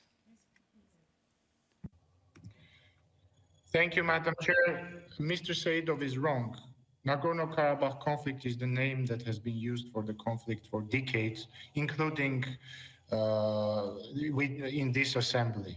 So it's simply wrong, and I understand that he wants to wipe out the region, the name, and everyone who lives there, but you can't simply do that. Thank you. Thank you, Mr. Rubinian. What is the opinion of the committee on the amendment? I think Mr. Kuljunen will answer for that. No? The rapporteur? Well, Fassino first, I think. Mr. Fassino first. Contrario, la commission s'est prononcée contre. Il a rejeté l'amendement à la majorité de 2 tiers. The committee is against. And I think now I should, yes, the vote in the hemicycle and via remote voting is now open.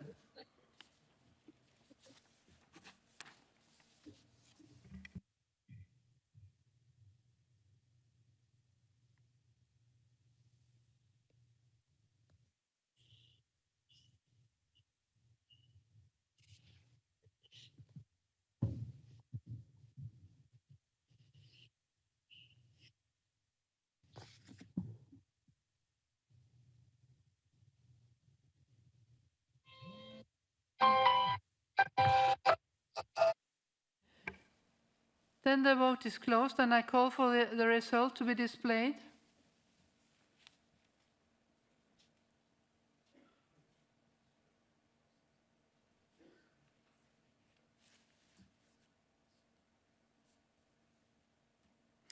and the amendment is rejected.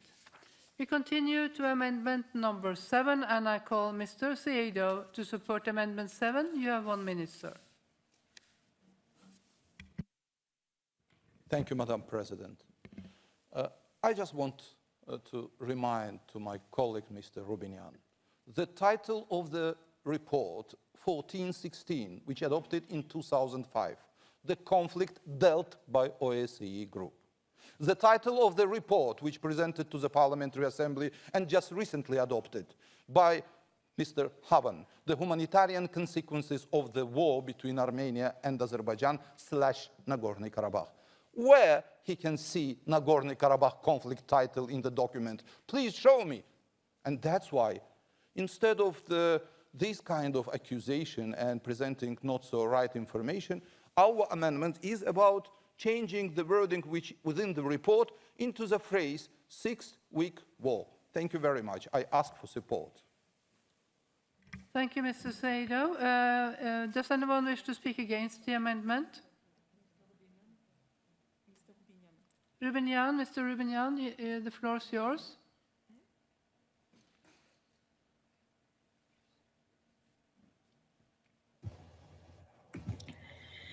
I'm against the amendment for the same reason that I was against the last amendment. And by the way, Mr. Seidov is asking where did I see the words Nagorno-Karabakh? He said it. It was in the title. Thank you. Thank you, Mr. Rubinian. What's the opinion of the committee on this amendment? Mr. Fassino? La Commission a rejeté l'amendement avec un vote en majorité à 2 tiers. Yes, the committee is against, and I shall now put the amendment to the vote. And the vote in hemicycle and via remote voting is now open.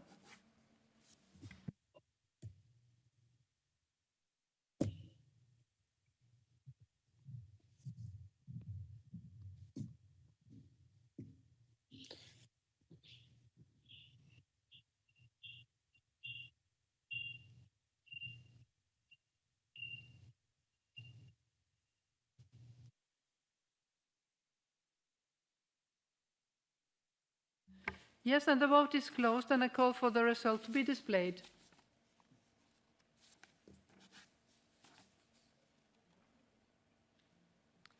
And amendment 7 is rejected.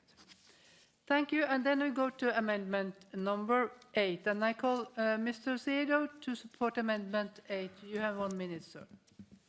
Thank you, Madam President. As I already mentioned, this is a conflict, unfortunately, between Armenia and Azerbaijan. Nagorno-Karabakh is an integral part of my country. And even Armenia was not able to recognize Nagorno-Karabakh. Negotiations are going on between Azerbaijan and Armenia. All discussions, and we are looking for confidence-building measures between Armenia and Azerbaijan. And that's why our suggestion is to put the word on both sides, not all sides. Both sides reflected the reality. I ask for support.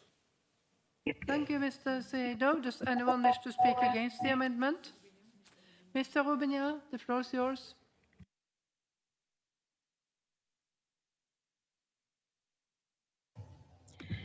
Thank you, Madam Chair. It's unfortunate that our Azeri colleagues are spamming the discussion that had to be about democratic achievements of Armenia. But anyway, I'm against the amendment because this was a conflict involving, unfortunately, more than 2 sides, and it's a fact. Thank you.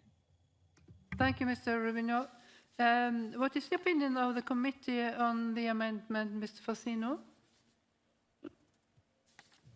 La Commission l'a rejeté avec une majorité de 2 tiers.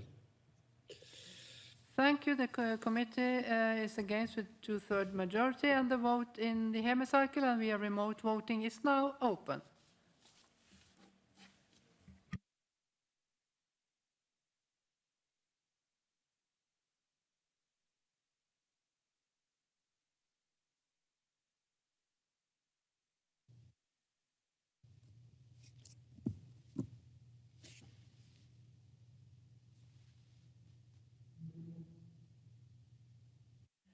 Thank you. The vote is closed, and I call for the result to be displayed.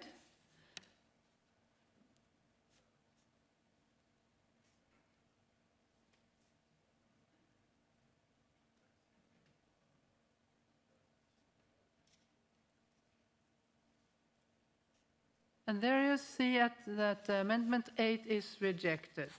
Thank you, and then we move to Amendment number 9. I call Mr. Sado to support Amendment 9, and you have 1 minute, sir. Again, Madam President, I think that the continuation of logic within the Parliamentary Assembly is a very essential thing. Not just denial of the facts, as my colleague Rubinian just said, but presenting the facts. The report, which already adopted by the respectable members of the Assembly, the report which presented by Mr. Havan, included the word captives, not prisoners of war. And that's why we're in favor of the same logic which Mr. Havel has. And that's why I ask for support, not just to deny all this. Thank you. Thank you, Mr. Sado. Does anyone wish to speak against the amendment? Mr. Rubinian, the floor is yours.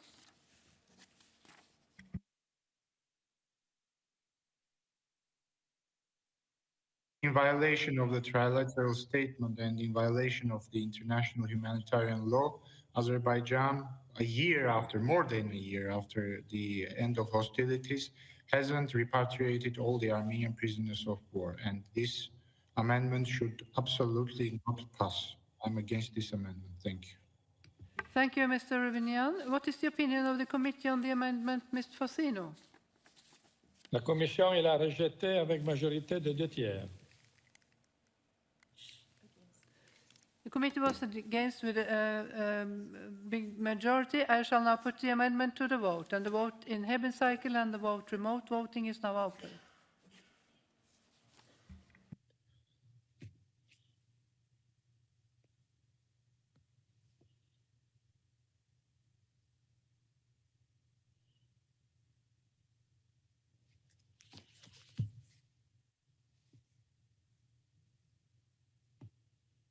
Thank you. The vote is closed. I call for the result to be displayed.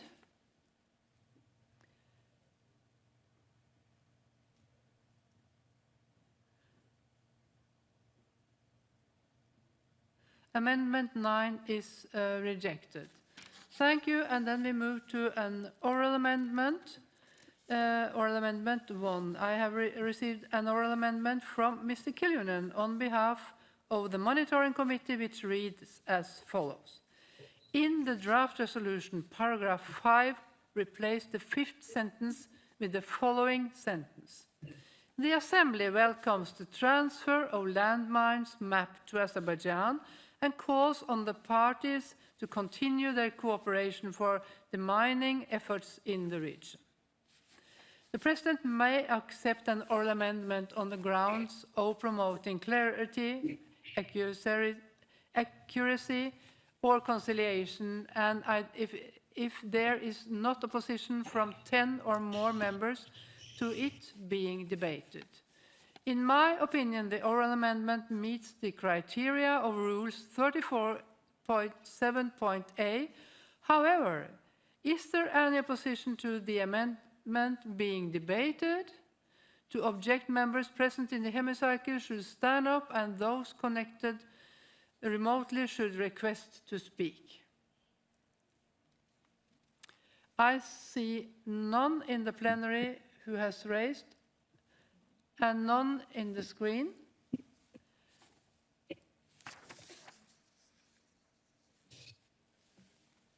That is not the case, and I therefore call Mr. Kiljunen to support oral amendment 1, and you have 1 minute, sir.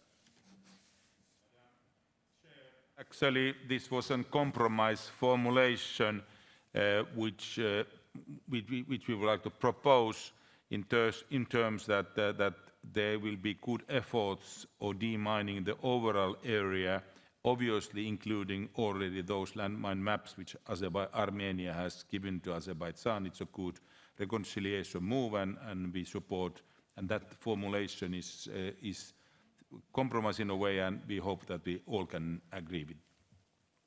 Thank you, Mr. Kiljunen. Does anyone wish to speak against the oral amendment?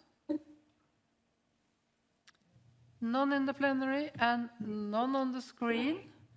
And I think, Mr. Fassino, and you know that the committee is obviously Oui, in la favor. Commission il a rejeté l'amendement original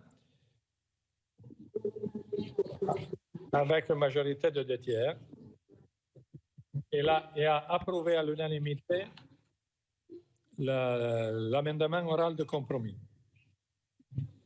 Thank you, Mr. Fassino, and the committee was unanimously in favor. And I shall now put the oral amendment to the vote, and the vote in the hemicycle and via remote voting is now open.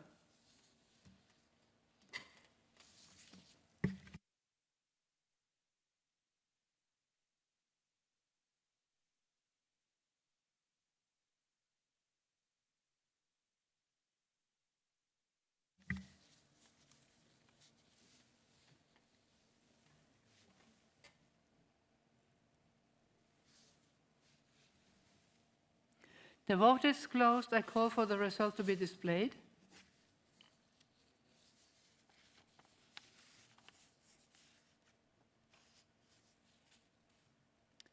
And there you see the oral amendment is agreed. Thank you. And then amendment number 1 falls because the oral amendment 1 was adopted. And we go to amendment number 10. And I call Mr. Sado to support amendment 10. You have 1 minute, sir. Thank you, Madam President.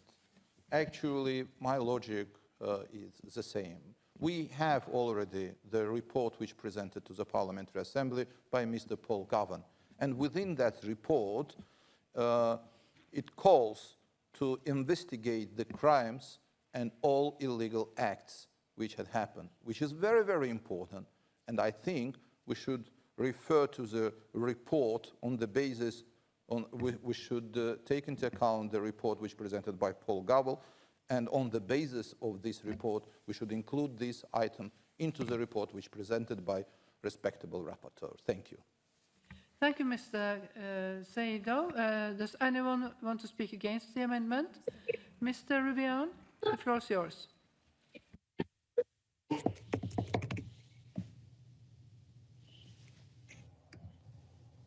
Thank you. The amendment is unnecessary and one-sided, so I'm against the amendment. Thank you, Mr. Rubinian. What is the opinion of the committee, Mr. Fassino? La Commission il a rejeté l'amendement avec une majorité de 2 tiers. Committee rejected by 2/3 majority. I shall now put the amendment to the vote, and the vote in the hemicycle and via remote voting is now open.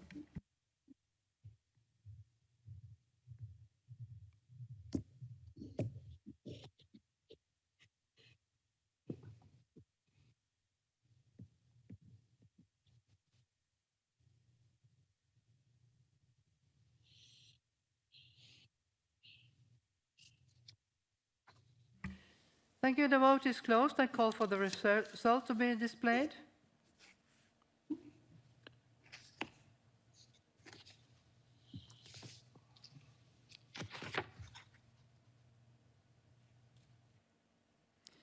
Amendment 10 is rejected.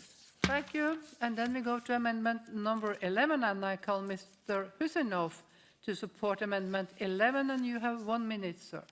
Mr. Sadov, you will go in for Mr. Husinov? I'm also present of the report, of the amendment.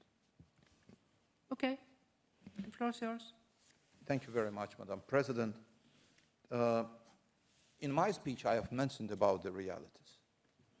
And Nagorno-Karabakh conflict is over. And that's why we should do our best in order to find the resolution of the humanitarian problems in the region.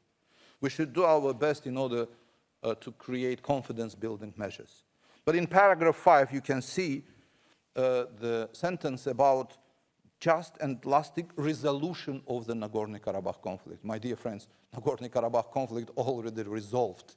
And that's why, of course, it will be the real situation when, in the report, we will find the sentence which could help us to find the resolution of the humanitarian issues which still exist, but not the conflict which already resolved. Thank you. Thank you, Mr. Sado. Does anyone wish to speak against the amendment? Mr. Rubinion, the floor is yours.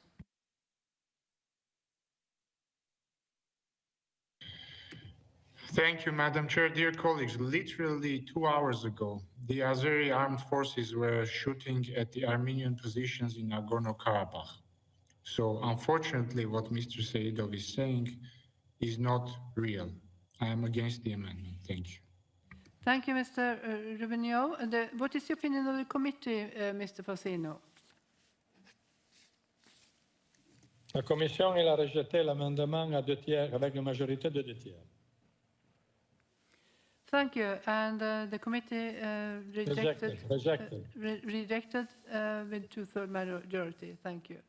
I shall now put the amendment to the vote, and the vote in hemicycle and via remote voting is now open.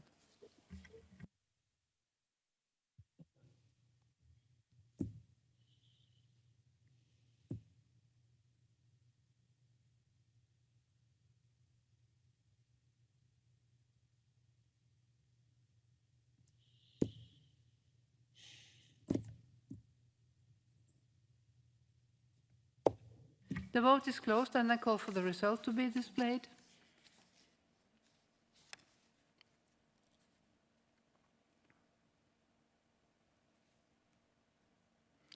Amendment 11 is rejected. Thank you. And then we continue on amendment number 12, and I call Mr. Sado to support amendment 12. You have 1 minute, sir. Madam President, thank you very much. You know, 7th of December 2021, International Court of Justice adopted the interim decision about the prevention of all forms of racial discrimination, which we can see in Armenia. And that's why I think this is really very important, because this is a tribunal, this is a court, and I think that's very important to put into the report the interim decision, which already made by the court in Hague. Thank you very much. Thank you, Mr. Sado. Does anyone want to speak against the amendment? Mr. Rubinian, the floor is yours. Thank you, Madam Chair. Dear colleagues, I'm truthfully sorry for this kind of debate that we are all witnessing, but what can you do? I'm against the amendment because it's unnecessary and one-sided. Thank you. Thank you. And what is the opinion of the committee, Mr. Fasino? La Commission a rejeté l'amendement avec une majorité de 2 tiers. Thank you. The committee rejected this amendment with 2/3 majority. I shall now put the amendment to the vote, and the vote in hemicycle and vote remote voting is now open.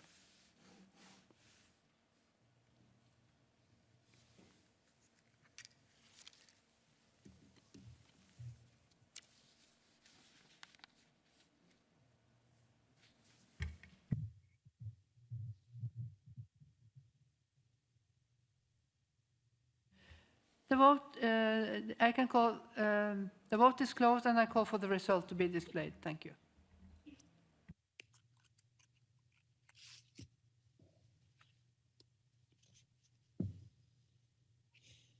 And then you see amendment 12 is rejected. I continue with amendment number 13, and I call Mr. Sado to support amendment 13. You have 1 minute, sir.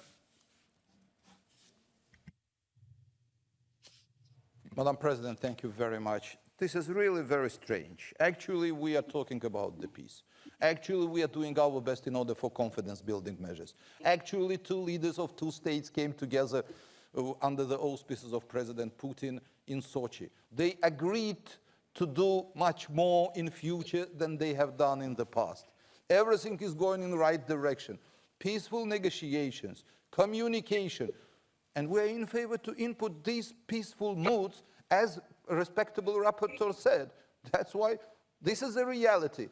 Under the auspices of the leader of the big country, peacekeepers of which are working together with Azerbaijanis and Armenians in Azerbaijan, in Karabakh, did a lot. And 2 leaders of 2 states were together. How can we prevent these amendments from inserting into the text. That's why, of course, I am in favor. Thank you, Mr. Segre. Does anyone wish to speak against? Mr. Rubinot, the floor is yours.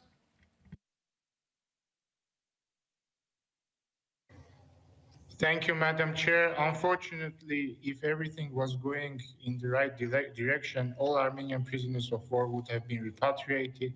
A number of unarmed civilians wouldn't have been killed in Nagorno-Karabakh in the last 2 months alone, and we wouldn't be having this inglorious quarrel, yet another inglorious quarrel in this hemicycle. Things are not going in the right direction, and this amendment is unnecessary in this text. So I'm against this amendment. Thank you. Thank you, Mr. Rubinian. And then I ask for the opinion of the committee, Mr. Fasino. The Commission rejected this amendment. Thank you. The committee with the majority was against, of the chair. with a big majority. The vote in the hemicycle and via remote voting is now open, and I call you all to vote.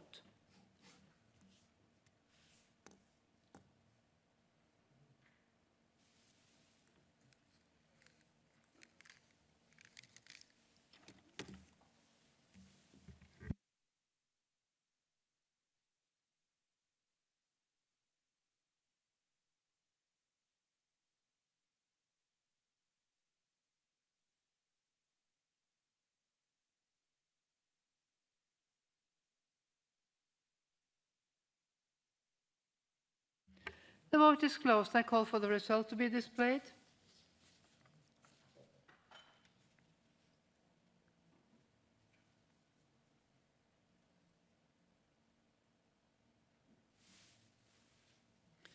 Amendment 13 is rejected. Thank you. I go to amendment number 14, and I call Mr. Seiros to support amendment 14. You have 1 minute, sir. Thank you, Madam President. It's very strange, and I don't want to advocate my amendment, but I want to read my amendments in order to explain what you are going to reject, my dear friends and respectable rapporteur. The Assembly emphasizes the necessity of working for reconciliation between Armenia and Azerbaijan, in particular through confidence-building measures, and achieving the normalization of their relations based on the respect of each other's territorial integrity, sovereignty, and inviolability of international borders. Could you imagine? And at the committee, they said no. No for what? For reconciliation? For confidence-building measures? For peace? Okay, diaspora is strong, no, but not so strong, friends. Thank you, Mr. Seido. Does anyone wish to speak against the amendment? Rubinian, Mr. Rubinian, the floor is yours. Thank you, Madam Chair. It is true, diaspora is not as strong as caviar is. And regarding the amendment, it doesn't belong here, firstly, and secondly, according to the principles of the solution of the Nagorno-Karabakh conflict set out in the OSCE Minsk Group co-chairmanship, the principles are the following: the principle of territorial integrity, the principle of self-determination of peoples, and the principle of non-use of force or non-use of threat of force. And since the two principles are not here, it's a completely one-sided amendment, and I'm against this amendment. And Mr. Saidov, reconciliation doesn't happen by shooting or shouting in different hemicycles. Thank you. Thank you, Mr. Rubinian. And what's the opinion of the committee, Mr. Fasino? Yes, the committee rejected with a large majority, 2/3. Thank you, Mr. Fasino. The committee rejected with a large majority, 2/3. And the vote in the hemicycle and via remote voting is now open because I think we are ready for that.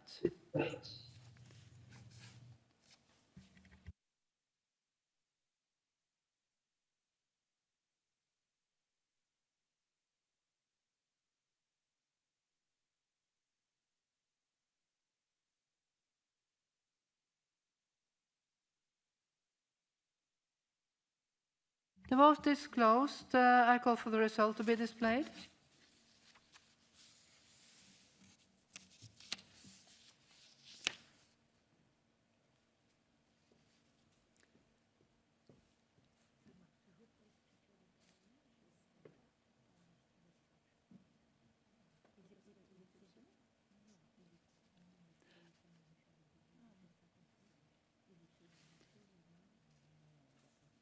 Thank you. The amendment 14 is rejected. Thank you. Amendment number 15.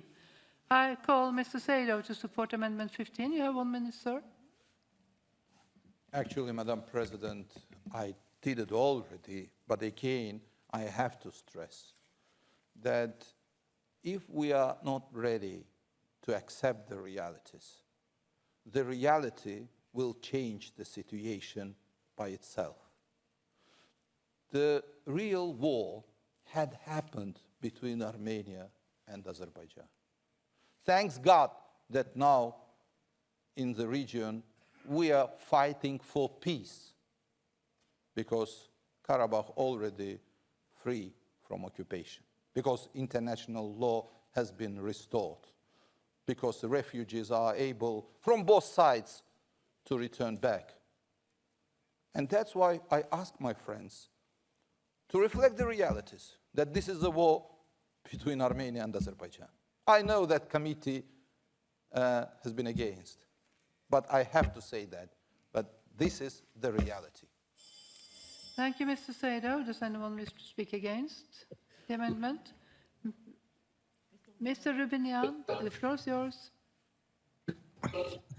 Thank you. Dear colleagues, we have already rejected similar amendments twice, so it makes sense to reject it again. But I want to address one thing that Mr. Seydov said. Did I hear that he said that all refugees are able to return?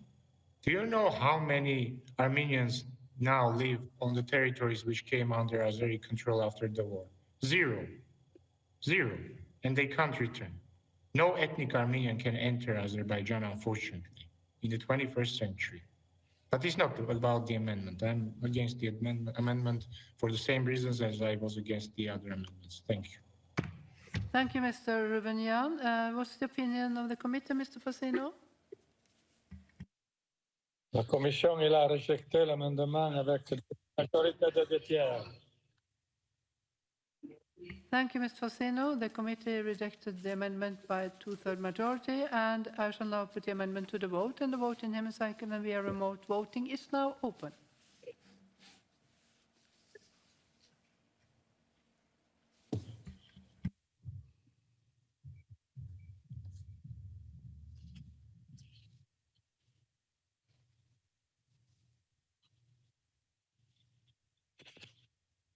The vote is closed. I call for the result to be displayed.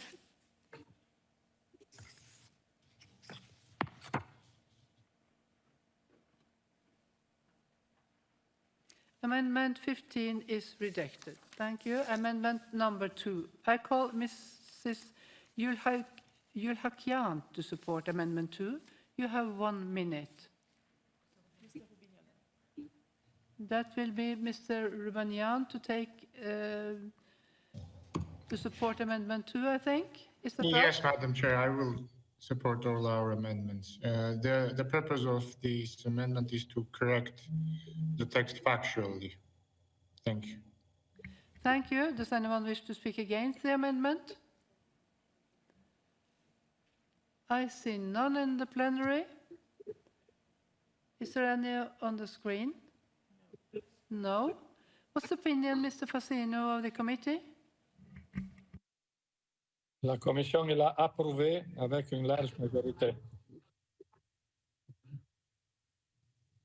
The committee was in favor by a large majority. I shall now put the amendment to the vote, and the vote in hemicycle and via remote voting is now open.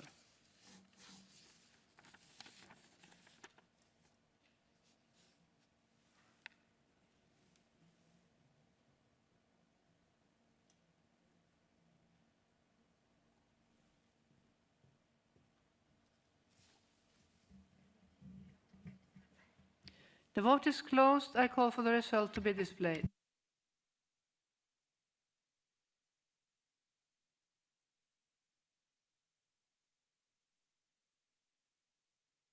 Amendment 2 is agreed to. Thank you. Amendment 3. I call maybe also Mr. Rubanian want to support Amendment 3, or else I have Mrs. Yurakian. Thank Mr. you, Madam Chair. Again, the purpose of this amendment is to correct the text factually. Thank you. Thank you. Does anyone wish to speak against the amendment? I see none in the plenary. Does we have any on the screen? None on the screen. Mr. Fassino, what's the opinion of the committee? Approuvé à large majorité. The committee was in favor with a large majority. I shall now put the amendment to the vote, and the vote in hemicycle and via remote voting is now open.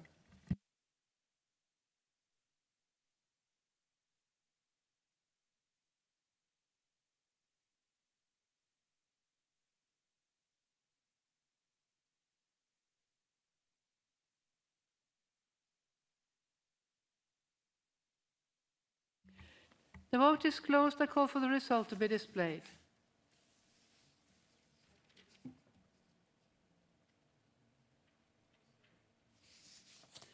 Amendment 3 is agreed to. Thank you. Amendment number 5. I'll call Mr. Segre to support Amendment 5. You have 1 minute, sir. Madam President, taking into account the information which I have got from Rapporteur during the committee meeting, I withdraw this amendment. Thank you. You withdraw this amendment. Does anyone else want to keep the amendment? No? I say none in the plenary. It's on the, some in the screen. No. Then we go to amendment number 4. It's an oral sub-amendment, and I understand there is an oral sub-amendment to Amendment 1. First, I call Mr. Mrs. Yuhakayan to support Amendment 1. You have 1 minute, but it might be Mr. Rumanian. The floor is yours.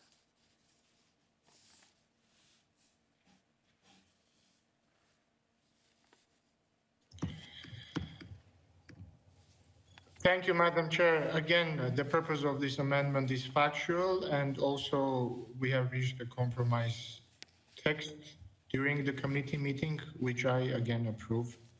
Thank you. Thank you so much, Mr. Rubanian. I have been informed that Mr. Kiljunen wishes to propose an oral sub-amendment on behalf of the Monitoring Committee as follows. In Amendment 4, replace creating a risk of undermining the principle of irremovability of judges with endangering the independence of this institution. In my opinion, the oral sub-amendment is in order under our rules.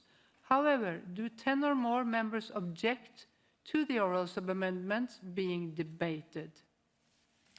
The object members present in the hemicycle should stand up, and those connected remotely should request to speak. I see none in the hemicycle. What do you see on the screen? No one there? Then it's obviously fewer than 10 members, some object and so on, or oral sub-amendment being debated. Therefore, I call Mr. Kiljunen to support his oral sub-amendment. Madam Chair, the question is about the integrity of the Constitutional Court. The wording, which was originally creating a risk of undermining the principle of irremovability of judges, is too specific one. This is much better to speak about the independence of this institution as a whole. That's the reason why we are having this compromise proposal there. There's a compromise proposal. Does anyone wish to speak against the oral sub-amendment? I see none in the plenary, in this hemicycle, and none on the screen. And it's okay for Mr. Rubanian, I see. What is the opinion of the mover of the main amendment, Mrs. Yulekan? And that was Mr.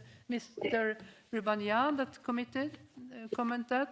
The committee is obviously in favor, Mr. Fassino, isn't it so? Can you nod or not? Yes, you nod. Oui. Yeah, thank you. All'unanimità.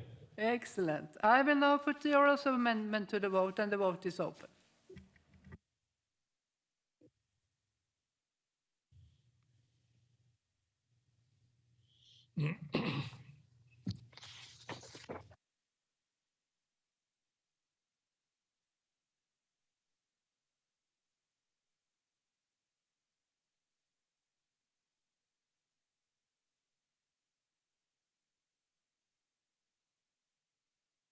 The vote is closed. I call for the result to be displayed.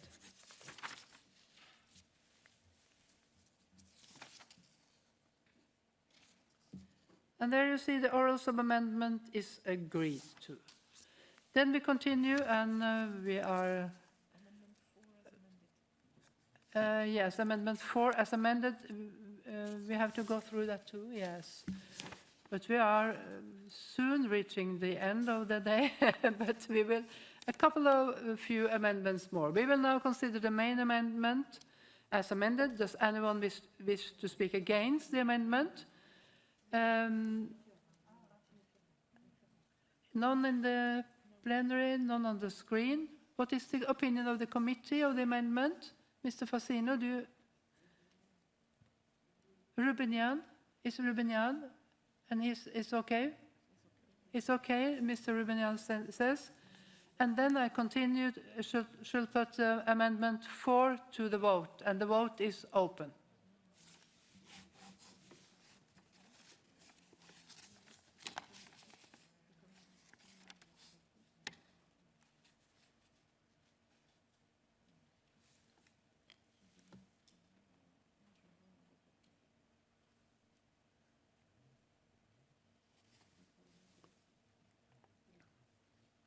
And the vote is closed. I call for the result to be displayed.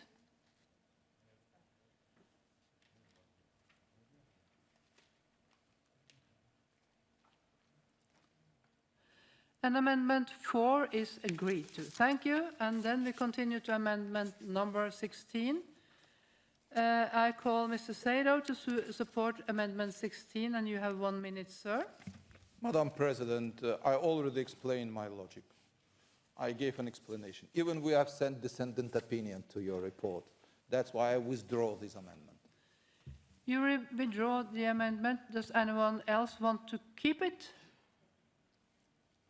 None in the hemicycle and none on the screen. Then we can go further on to amendment number 17, and I call Mr. Sado to support amendment 17. You have 1 minute, sir. Thank you, Madam President. Despite of all these difficulties, I want to express my gratitude to you for your patience, and I hope in future we will be able to reflect the realities at least. Thank you very much. I withdraw my amendment. Thank you, Mr. Sado. And does anyone else want to keep the amendment 7? If so, you have to raise. I see none in the plenary. Is there someone on the screen? None. Thank you. We will now proceed to vote on the draft resolution contained in document 15/432, and the vote in the hemicycle and vote via remote voting is now open.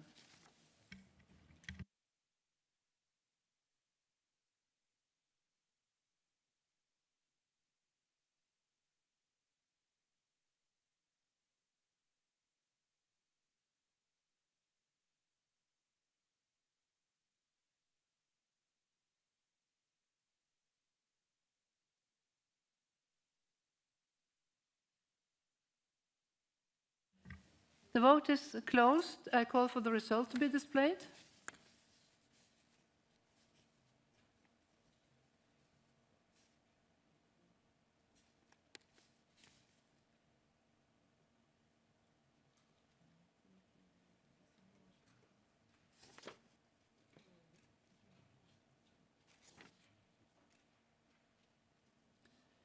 Thank you. And the draft resolution in document 15/432 is adopted. Thank you and congratulations, yes. Then I give the floor to the President, Sine Cox. Thank you. Thank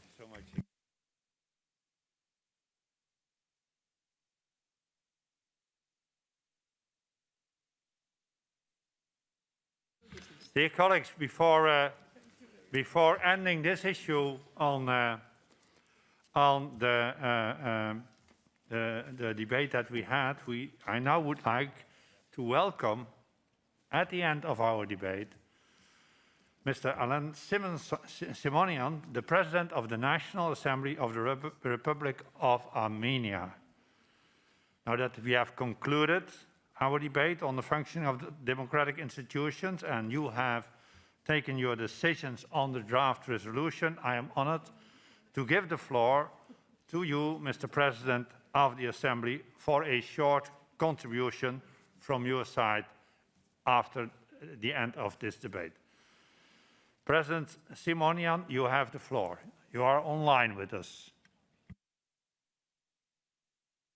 Dear Mr. Cox, Honorable Mr. President, first I congratulate you on your election as President of Assembly.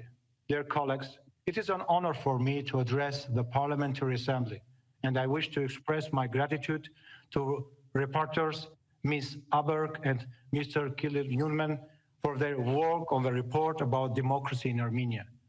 The determination by the Parliamentary Assembly and the Council of Europe that Armenia has made progress is important to us. Strengthening democracy in our country is a pillar of our agenda. We prioritize developing democratic institutions, respecting the rule of law, promoting human rights, and fighting corruption. Armenians know the value of democracy. Over the past 3 years, we have twice reaffirmed our commitment to democratic values. In 2018, through the non-violent Velvet Revolution, and in 2021, after the 44-day war. Armenia passed a critical test for democracy and the rule of law when it successfully conducted parliamentary elections in June 2021. These elections were vital in restoring public trust. Through them, we reaffirmed our commitment to the electoral process, held in difficult conditions. The elections attract the attentions of the international community and were deemed free, fair, and comparative. Implementing policies to protect human rights is high priority. We seek targeted solutions and additional safeguards against human rights violations. We continue to implement reforms to fortify the electoral process, to meet the European standards legislation ensuring the free exercise of electoral rights will be enacted. We have launched a new round of discussion in the framework of the newly established Constitutional Reforms Council. Fighting corruption is another important priority of our government. We seek to create an anti-corruption policy that reflects this. To this end, the role of the Commission for the Prevention of Corruption mentioned in the report is significant.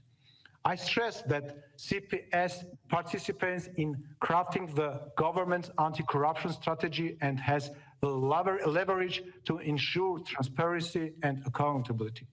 This is a powerful platform that desired steps. The National Assembly of the Republic of Armenia will continue to support the Commission in fulfilling its functions. We're also focused in improving the judiciary. Reforms are being implemented to increase public confidence in the judiciary, creating a positive impact on all spheres of public life. Colleagues, today we face serious challenges in our effort to strengthen democracy. The last 2 years were hard for Armenia. We faced both the global pandemic and the grave consequences of the 44-day war against Nagorno-Karabakh. The effects of the war were profound.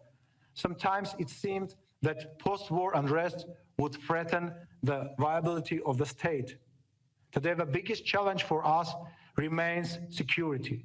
The Armenian people and our democratic achievements have been under constant threat since September 2020.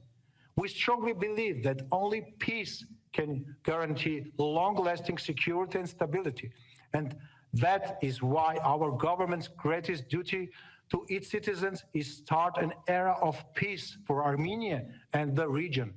Of course, accomplishing this objective depends not only on us, but also on other countries, in the region and the support of European institutions, principally of OSCE and the Council of Europe.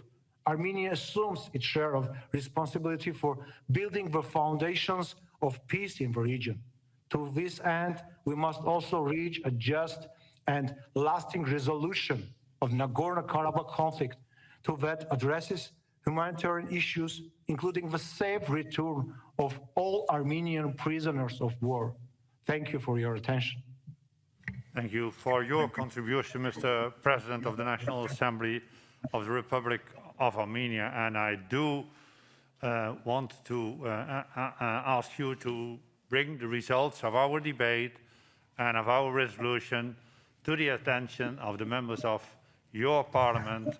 Monitoring procedure of this assembly is there to assist countries to be able to live up to their obligations when they joined our assembly. This concludes the debate on Armenia. Colleagues, I want to say one more thing at the end. We have had a very tight day. We worked very hard, but let us be aware that we are not the only ones who work hard. And here, I want to thank all the staff who made us come through this day, but especially in this respect, our interpreters who have done a tremendous job far beyond their normal schedule. And I would like to ask to applaud for them, because without our interpreters, we would not even be able to communicate. So thank you very much, ladies and gentlemen, dear interpreters, for helping us through this day. And I hope that you have a peaceful and enjoyable evening. The Assembly will hold its next public sitting tomorrow morning at 10 o'clock with the agenda which was approved on Monday. The sitting is adjourned.